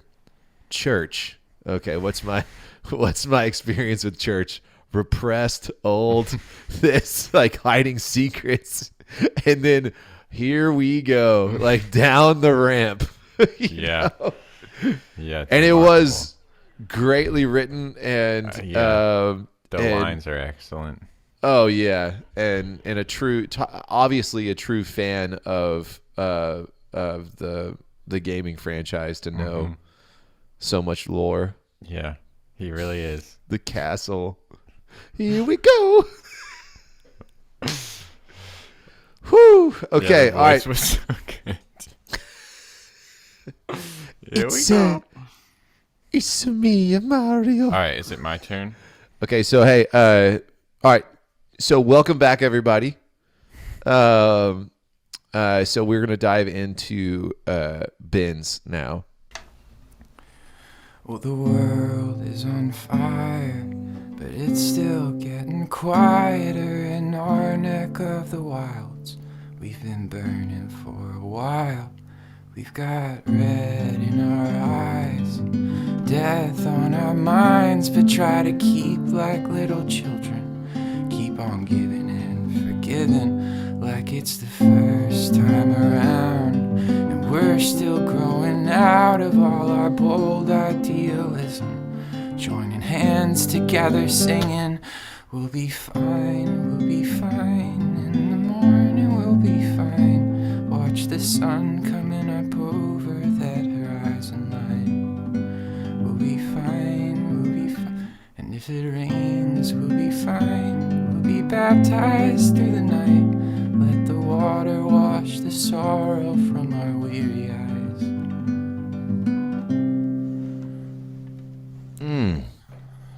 Oh, it was beautiful. Tell me about it. Yes, that's the piece. There's one character. It's the speaker. And the... Sorry. There's one character. That's the speaker. The word that I got was lake. So it was a song that I had started on. This was like a thread that I had that I knew I just wanted to be a song that was like a general like statement of values and like sort of like from the perspective of like a society and like what a society stands for, like what a certain culture stands for. And so it's sort of this idea of this culture that exists or this place or this type of, you know, mindset, I guess. Yeah. And I had started it, and when I drew the words randomly, I was hoping that it would be something that kind of fit that I could work in, and I had a few different things that I could do for the challenge based on the word that I got. But the word that I got was lake, which to me fit perfectly with like what I already had, but then it also like gave me a lot of inspiration to go forward and also to tweak things around it and then to add more. But like basically the ideas behind lake, like serene was the first word that I wrote down. And so like serenity, what that means is a concept. I don't know. There's this classic phrase that I always think of when I'm trying to define it. Like courage is the ability to change the things you can. Like wisdom, serenity is accepting the things you can't change, and wisdom is knowing. Oh yeah. That's the it's like the, what is that? The AA's like, I mean, it's not just AA's, but it's like the prayer of grace or something like that. But it's like something accept like the things you can't change and change Yeah. the things you can. And so acceptance, Yeah. like serenity is like this part of this cycle, and it's like acceptance. And so it's like, we'll be fine is like the mantra of the song. And so that's like, it's just like a letting go of the cards, the pieces, like the game board, and just like, no matter what happens, in the end, we'll be fine.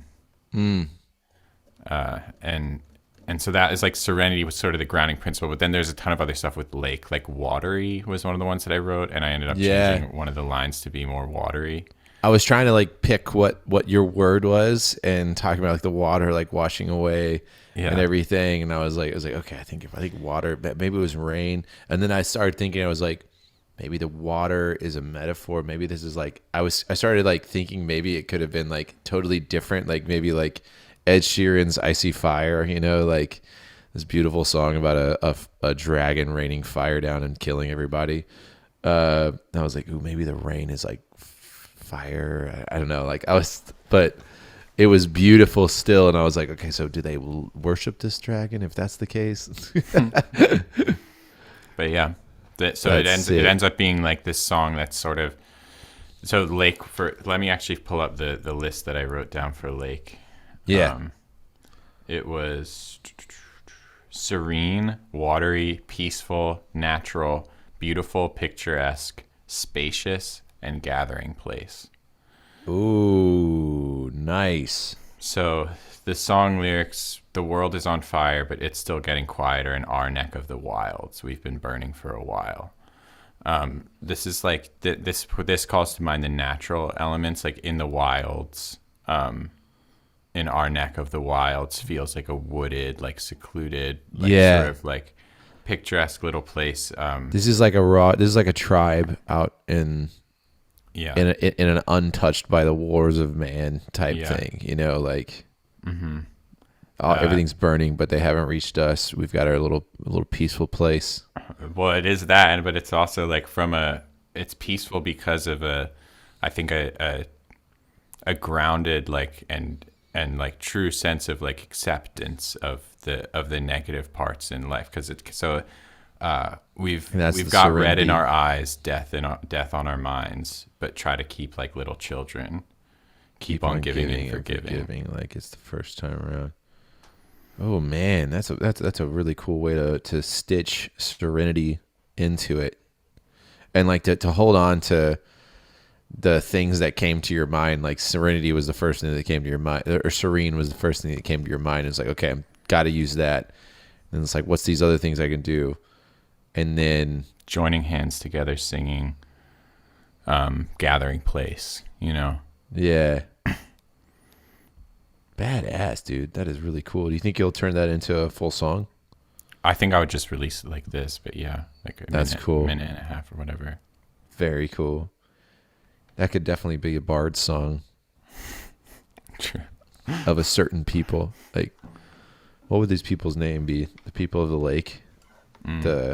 Yeah, maybe. I was planning to use this as like a theme song going forward in my life for like vacations and things, like when we're like with like family, like out at the lake or whatever. Just like everybody can learn this one, just sing along for the choruses, you know. Dude, I gotta hand it to you on. And if it rains, we'll be fine. We'll be baptized through the night. Let the water wash the sorrow from our weary eyes. That's some good shit right there, dude. Nice. Hell yeah. From Lake. So cool. What depth, you know? I've been calling the song Lady Lake, but it might be like lake song, lake theme, Yeah. something like that. I love it. Nicely done, sir. Okay. I got mine in the old docs. Cool. Let's see.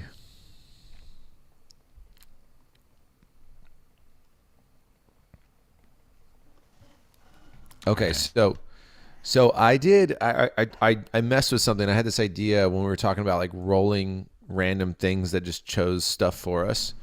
And I got the idea. I was like, you know, I get hung up on names sometimes, and sometimes when I get excited, all my names kind of have the same amount of syllables. And like I like them a lot, but they're all like main character names. I feel like, and then all my main characters sound the same, and all this. And I was like, well, maybe I should just roll syllables.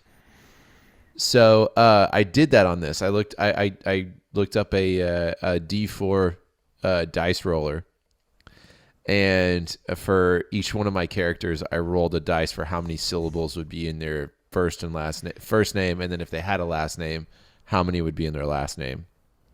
And so we've got well, okay, yeah. So I rolled lens for my first character, and what I wrote out for that was used for a specific purpose. Distorts reality, and then like I was kind of toying with for users' advantage, like whoever's using the lens, like it distorts that reality for them, but could also just be like distorts reality. Transparent, glass, fragile, and then my second word. Okay. So and on that first word, we have first character. I rolled a D4 and got 3 syllables on the first name, and then rolled it again for the last name and got 3 syllables. And so we have Ichabod de Vauquelin is our first character, and then my second character We have I rolled crewman was the word. And so I was like, all right, what's a crewman? I was like, all right, crewmen are generic. They're low rank and they're transient. Those were the first things that came to mind. Like they're here one day, they're gone the next. They're low rank, they're you dime a dozen. And I rolled a 1 on that one. And so we have waif. So here we go. This is the story is called The Study what? That didn't. Wait, hold on. This is The Grand Beginnings. Yes. All right, so here we go. Oh, let me give me a little pause here. It didn't copy over to my phone. Oh, I can just go here. Hold on. I read so much better on my phone than reading from my screen. Just a little fun fact. Well, phone screens are really high resolution for the size. So That's true. Lettering is actually a lot easier to read a lot of the time on a phone screen, especially if it's small. That's very true. Okay, here we go. Gotcha. Okay, The Grand Beginnings of Ichabod de Vauquelin. Footfalls ricocheted from the grand dome to assault Ichabod's ears, jarring him awake. His eyes darted as he blinked repeatedly, grasping for clues. The gold dome, the library, the beaming stained glass, day. The wet about his forearm, ink. Fuck! Ink! Day? Shit! The acolyte jolted to find his spilled inkwell pooling a dripping black that soaked through numerous sacred pages and his only robe. Fuck! He exhaled desperately, quickly whipping a vial from his belt and slinging its powdery contents about the pages. He waited in anticipation. "Don't tell me you haven't slept," a regal voice demanded from behind. Ichabod spun round, slamming the massive book closed. "Ha! Just getting one last very close look at these Wormian commands before I meet our guest." The king paused quizzically. "I sure hope for you that's true. You do understand the consequences if this goes south, don't you?" The young priest straightened. "I certainly do, my king, and I've never been more confident." "Good," the king breathed after a not-so-brief pause. "You know, I've always had a fascination with the taming of the majestics. Won't you show me what's brought your eye so close?" He continued, gesturing to the book in his startled subject's grasp. Ichabod stammered, "But of course, such an ancient tradition is sure to muse even the most elevated of company, my liege."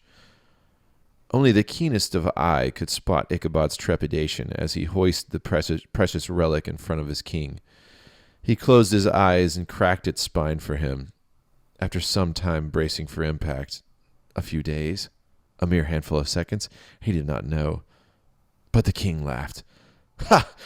Ichabod de Vauquelin. The witch told me I'd find a mouthpiece capable of wielding the old world, but I'd never imagined it'd come in such a frame." Ichabod opened his eyes with brows high, immediately inspecting the page. Ink was gone. He laxed.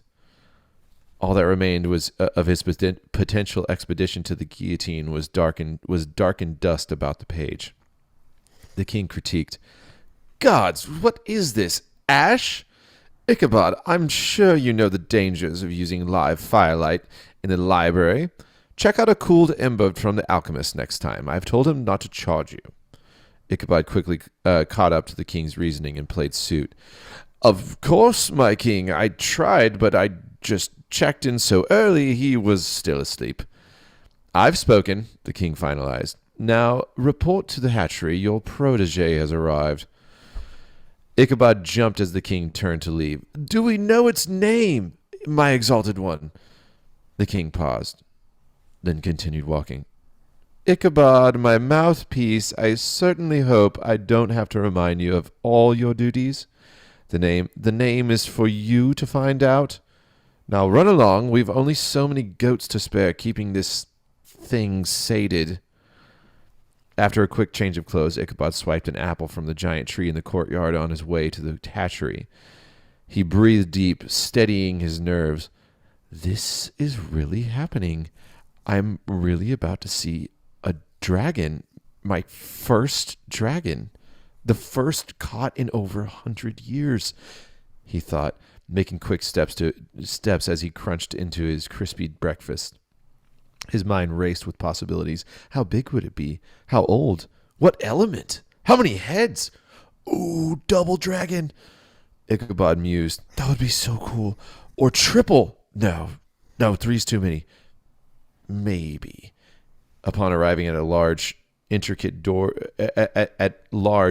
intricate doors, he drew his focus with a breath. The doors resembled the brassy wings of Galacrax. The large brassy wings of Galacrax, the progenitor of his order. Ichabod paused and took them in for a moment. Each one of his seniors from the tomes had stepped through this very door lifetimes ago to meet their forever pupil and begin their legacy. Now it was Ichabod's turn. He breathed deep and pushed through. Sunlight blinded Ichabod as he entered the grand arena used generations ago to entertain the king's people with shows of violence and gore, now a colossal dojo for the bleeding edge of science. His eager eyes adjusted and fixed on a wiry greenish mound lying before him, lazily chewing on a slobbery goat horn. Ichabod's face grew together in a pinch of disbelief. A Hortus Draconis? Hatchling? Are you kidding me? He exclaimed, dropping the half-eaten apple at his feet and perking the dragon's attention. I'm to carve my legacy with a baby garden dragon? Not a baby, my lord, laughed a burly voice approaching from behind. A dragonette, and a sweet one at that. The young priest's eyes welled up. A sweet, basic, baby garden dragon? Ichabod breathed, shoulders slouching. Dragonette! The jovial wrangler chuckled as he approached the soft, wide-eyed beast and scratched its scaly neck. The dragon's tail wagged in delight, and Ichabod wept. That's awesome. Okay, so this is what I was talking about, where I just I didn't know what to write at all, and I was like, okay, I'm just gonna. I was like, what would be fun? What am I feeling? What's something I haven't ever written before? A dragon tamer and a dragon. Cool. That'd be fun to write. I'm down with that. Let's do it. All right. So I'm gonna roll the dragon tamer, and then it was Lynn's, and I was like, okay, distorts reality. Gotcha. Like maybe he's like kind of sly, kind of cunning. Distorts reality for users' advantage. Like you put lenses on so that you can see, like it's for an advantage. So maybe he's like the king's dragon tamer. Like he's the king is very excited about this. Like he's using him. He's an instrument to communicate. Blah blah. So and then he's transparent. So like when he's in despair, like he just wears everything on his sleeve. Like he's jostled. He's like and then like he's glass. He's fragile. Like all of his hopes just come crashing down. And then the dragon, I rolled crewman, which I was not expecting this at all. And I was really hoping to do like some big ass, like fucking sick dragon, Right. And I wrote crewman. The word is like scorch or like destroy, or like frigid, an ice dragon, or like like volcano or something like that. And I did crewman, and I was like, oh, okay. So what's a crewman? I was like, crewman is just like generic. I was like, oh, this dragon tamer is just working with like a base level dragon, like, and then I rolled the names, and Ichabod Devakhlin. Ichabod was like, I forget how I got there. It happened so fast, but I ended up diving into Hebrew, and I think Ichabod was like purpose or something like that, like used for a purpose or something. And then Devakhlin I just came up with for like dragon. I was like, it sounded draconic. No, Devakhlin was device. Devak and was device, and I was like, yeah, that's like a lens, like it's part of a device. He's a used instrument. And then I tacked a lin on there for the extra syllable. But then dragon, I was like, rolled one syllable, and just like waif hit me. Just this waif. Just this like transient blown in the wind, like just nothing, like, and so started writing it, and like just dove in and just had this priest like asleep in the library, fell asleep on the books, and he's just like studying for his first big day, and this whole story just kind of spun into existence. It's great. I love like just the scene. I feel like it's a scene that maybe has never been done. It's just like a little scene of the dragon tamer meeting the dragon and being extremely disappointed in what he finds. And it's like so great that it's like the first one that's been caught in like 100 years. It's just like, yeah, his seniors, he's never met them. They were all like in the tomes. Like he's read about walking through this door, this arena that generations ago was dedicated when his order was founded by the first taming of the dragon Galacrax. And grand like, ambitions and dreams. Yeah. And the king is like, he's like, oh my God, we found a dragon. It's first in 100 years, like, and you're my tamer. And he's like, this is it. And just a garden dragon, yeah. It's just chewing on a horn, like slobbery, and like the wrangler who brought him in is just like scratching his neck, and he just starts wagging his tail like a puppy, and he's like, fuck. Oh man, yeah. So I actually used this book to figure out like the weakest dragon you could possibly pull forth, nice. And it was a garden dragon. That's great. Yeah, it's a good resource. Yeah, I didn't know about garden dragons. Yeah, garden dragons are like typically found as hatchlings in caves. Very common. But yeah, and then I looked up like the life cycle of dragons, and it goes hatchling, which is like 0 to 15 years, and then dragonette is 15 to 40 years. And so whenever he's like a hatchling, and then the wrangler's like dragonette, and a sweet one at that. It was fun though. I like these guys. I may return to them. I also liked the like when I was looking through that book, I was like, damn, like, oh yeah, like dragons have elements, They could be like metallic dragons or crystal dragons or ice dragons, green dragons, or like poison dragons and stuff. So he's like walking, he's like, how old will it be? Like, what element? Oh, how many heads? Oh, double dragon. Oh, triple. No, yeah, that's too many. That'd be too much. But maybe. Maybe. I don't know. Yeah. All right. So that wraps up the challenges. Great challenges. I want to give some honorable mentions to freaking Anna Hamilton. She put in one tough like diamonds, which I'd like to put up in the. We didn't get to read through many today, but I'd like to put that one up in the, at least for everybody else to read. For sure. and also I really enjoyed. Let's see. I really enjoyed. I really enjoyed Shannon's. She had a great one too. And a shout out to Tim's abstract. Oh my god! Abstract. Don't believe eldritch horror that entered my real life. Don't believe the ramblings of this defector. If you I'm hear sure he will show up in the Discord. If you hear Tim preaching about the evils of right guys, do not heed his words. Do not heed his words. Stay true to the cause.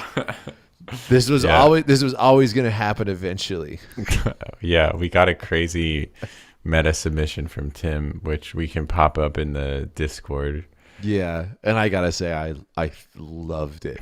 Yeah, it is a totally different take from anything anyone else put in. It was wild. I definitely had to read it a couple times to get my head around it. Yeah, that guy he just took off running. It was awesome.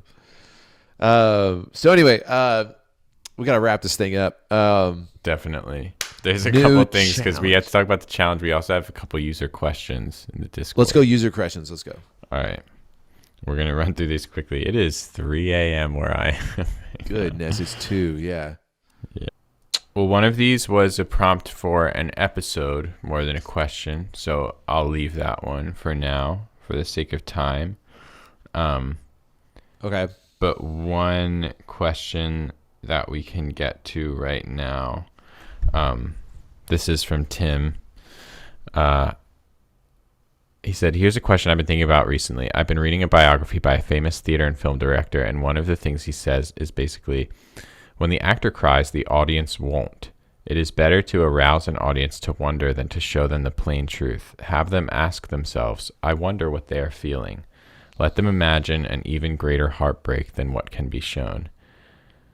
Then Tim goes on to say, now, I think that makes sense in theater and film to a degree, but do you think it applies to books and writing? One of the special things about reading and writing is that you often get to experience and witness life from a bird's eye view. You can know all the facts. So when is it best to lay bare the full truth, and when is it best to imply but never give a concrete answer?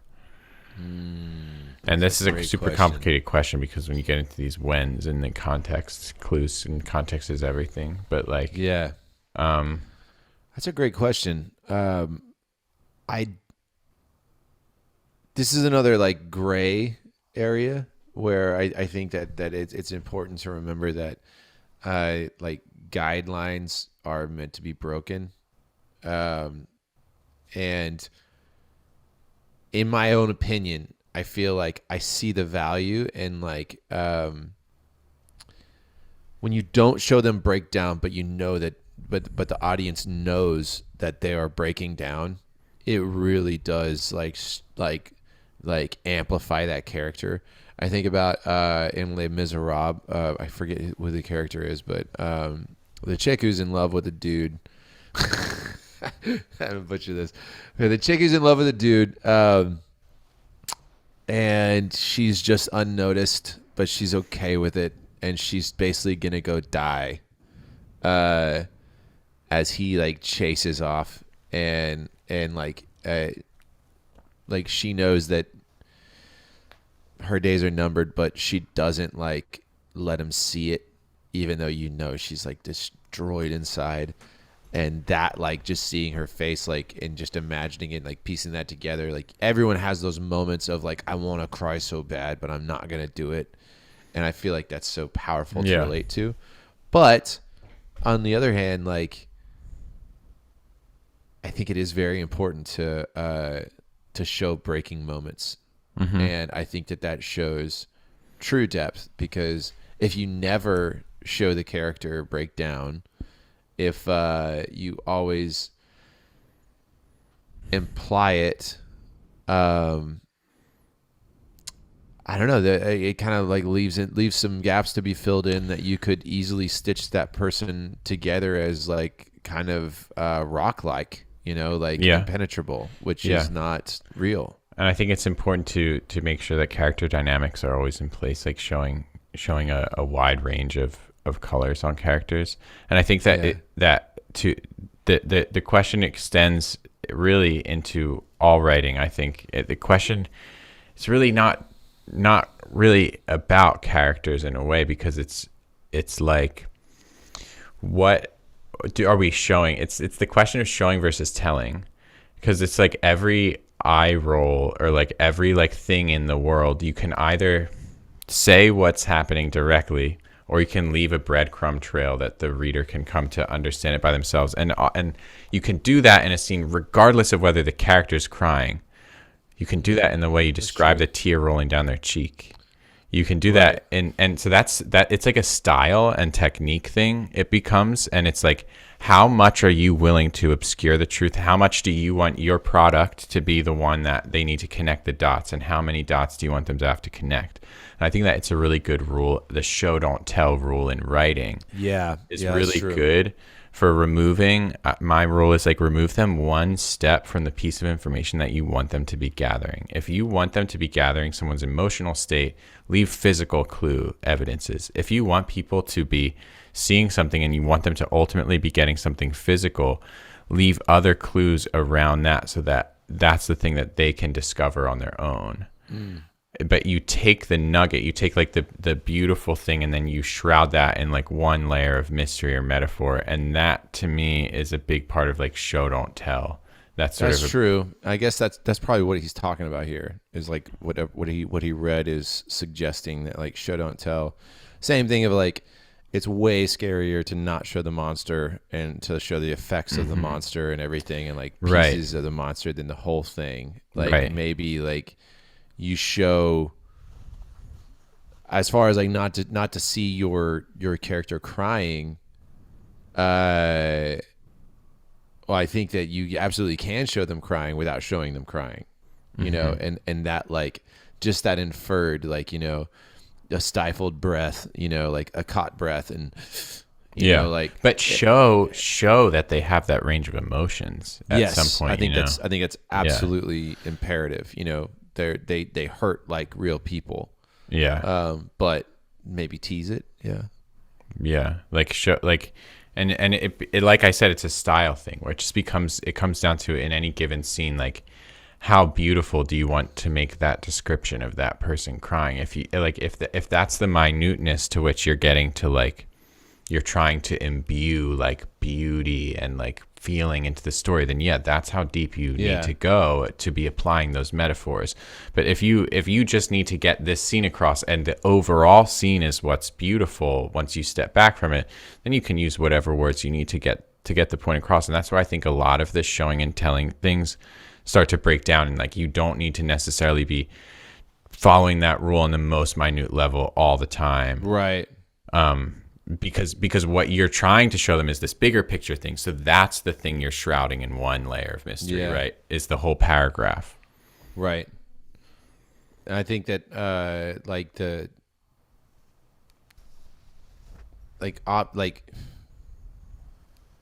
I think that saying like the monster rounded the corner and it was so scary, right, would be about the same as like, she was so sad she cried. Yes. Like, both of them can be insanely impactful, but that is probably the most boring, basic, and lazy way that you could take that route.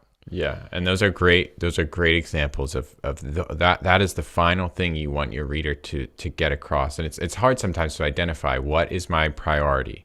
Of like, but that's what it usually ends up being like, oh, I want them to feel fear because there's a big monster. Right. I want them to feel devastation. Yeah. Her heart is broken.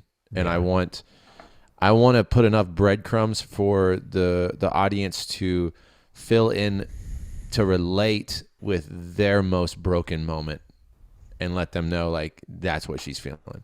Yeah. Rather than, you know, just wording it out. Yeah. That's cool. I like that.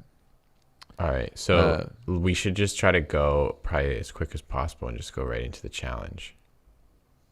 I think let's go. Challenge. What was the topic idea real quick? The topic idea? or episode idea?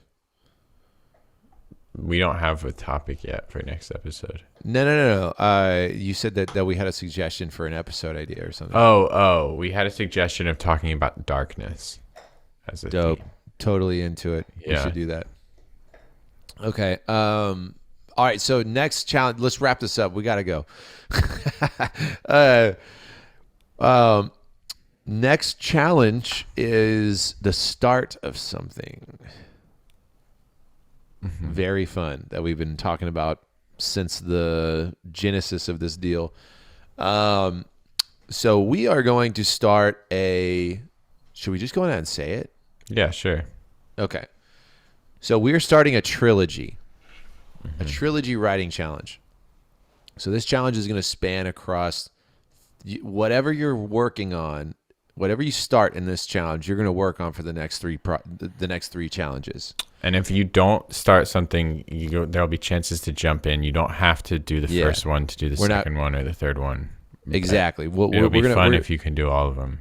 Yes, highly recommending because I think it's going to really. And ultimately, this is for us, and between Micah and I, it's something we're excited about, doing this between the two of us and Yeah. So forcing each other to every week have to do this challenge.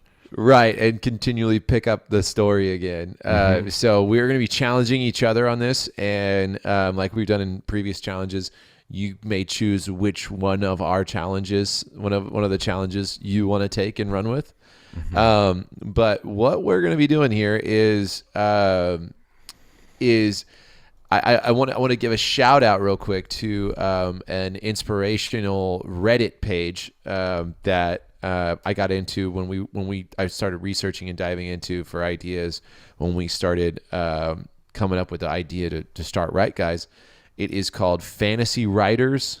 So the subreddit Fantasy Writers. It's a great community. Lots of active users popping in with like fun stuff and critiquing each other's work and writing prompts going up. But their famous writing prompt is called 50-word fantasy. And what it is basically they give you a prompt. They give you one word. And you are to write a 50 words or less. So this is not more than 50 words. It has to be 50. 50 words is the max. 50 words or less. Micro fantasy, snippet, vignette, like view into a world, however far you want to take it. It could be the shortest, smallest scene, but that encompasses or features or is coherently inspired off of the word chosen. So we are going to actually we Ben and I have compiled lists that we don't know. I don't know his list. He doesn't know my list. And we're gonna roll D10s to figure out what the two words are. We're going to draw one from my list and one from his list. And I've got to do the one from his list, and he's got to do the one from my list. And y'all are lucky and get to just choose which one you want to do. But we're going to be working on whatever story we start from this. We are going to be expanding upon throughout the next two challenges after this. Yeah, and did we want to keep this one short, like a flash type short thing as well? What do you mean? You like the 50-word story, obviously 50-word max that you had been talking about before. Yeah, it's 50 words max. So what do you want to, if for our word count, are you saying that you want to do that same thing? Do you want to do a different word count? Okay. Yeah, 50 words max to just like get in there and create a snippet of the world that we're going to be working on here. And afterwards, you could abandon the themed word on the next challenge or something like that. But we're just getting the ball rolling on something and see where your imagination goes. It doesn't have to be deliberately about this. But just, we'll just see where it goes. Yeah. And there'll probably be some other creative modifier on the next part as well. Besides just sequeling. Yeah, we're gonna unpack this baby. Okay, do you have a D20 or do you have a D10 ready? I've rolled, yeah. Okay, you rolled. All Yeah. right. So did you roll for Both of Roll us? for your table. For my table? For me, rolling for your table. Do you want me to roll for you? Yeah, I want you to roll for me too. Okay. I rolled a 7 and you rolled a 5. Okay. All right. So a 7. Oh, this is a good one. Uh-huh. Your word is spell. Ah. 50-word fantasy spell. Very nice. Okay. I think I Uh-huh. can work with that. That's a good one. Yeah. Okay. And your word, your 50-word fantasy word is oracle. Oracle. Oh, hell yeah. Oh, I am in, baby. Let's go. All right. All right, sick. Spell and oracle. So spell and oracle, you choose whichever you want to do. But 50-word piece. a Be a 50-word song. a 50-word piece, yeah. Based a 50-word fantasy. It is like inspired off of the word, and we are doing an open-ended story. Just get something going. Do a snippet of a world inspired off of spell or oracle.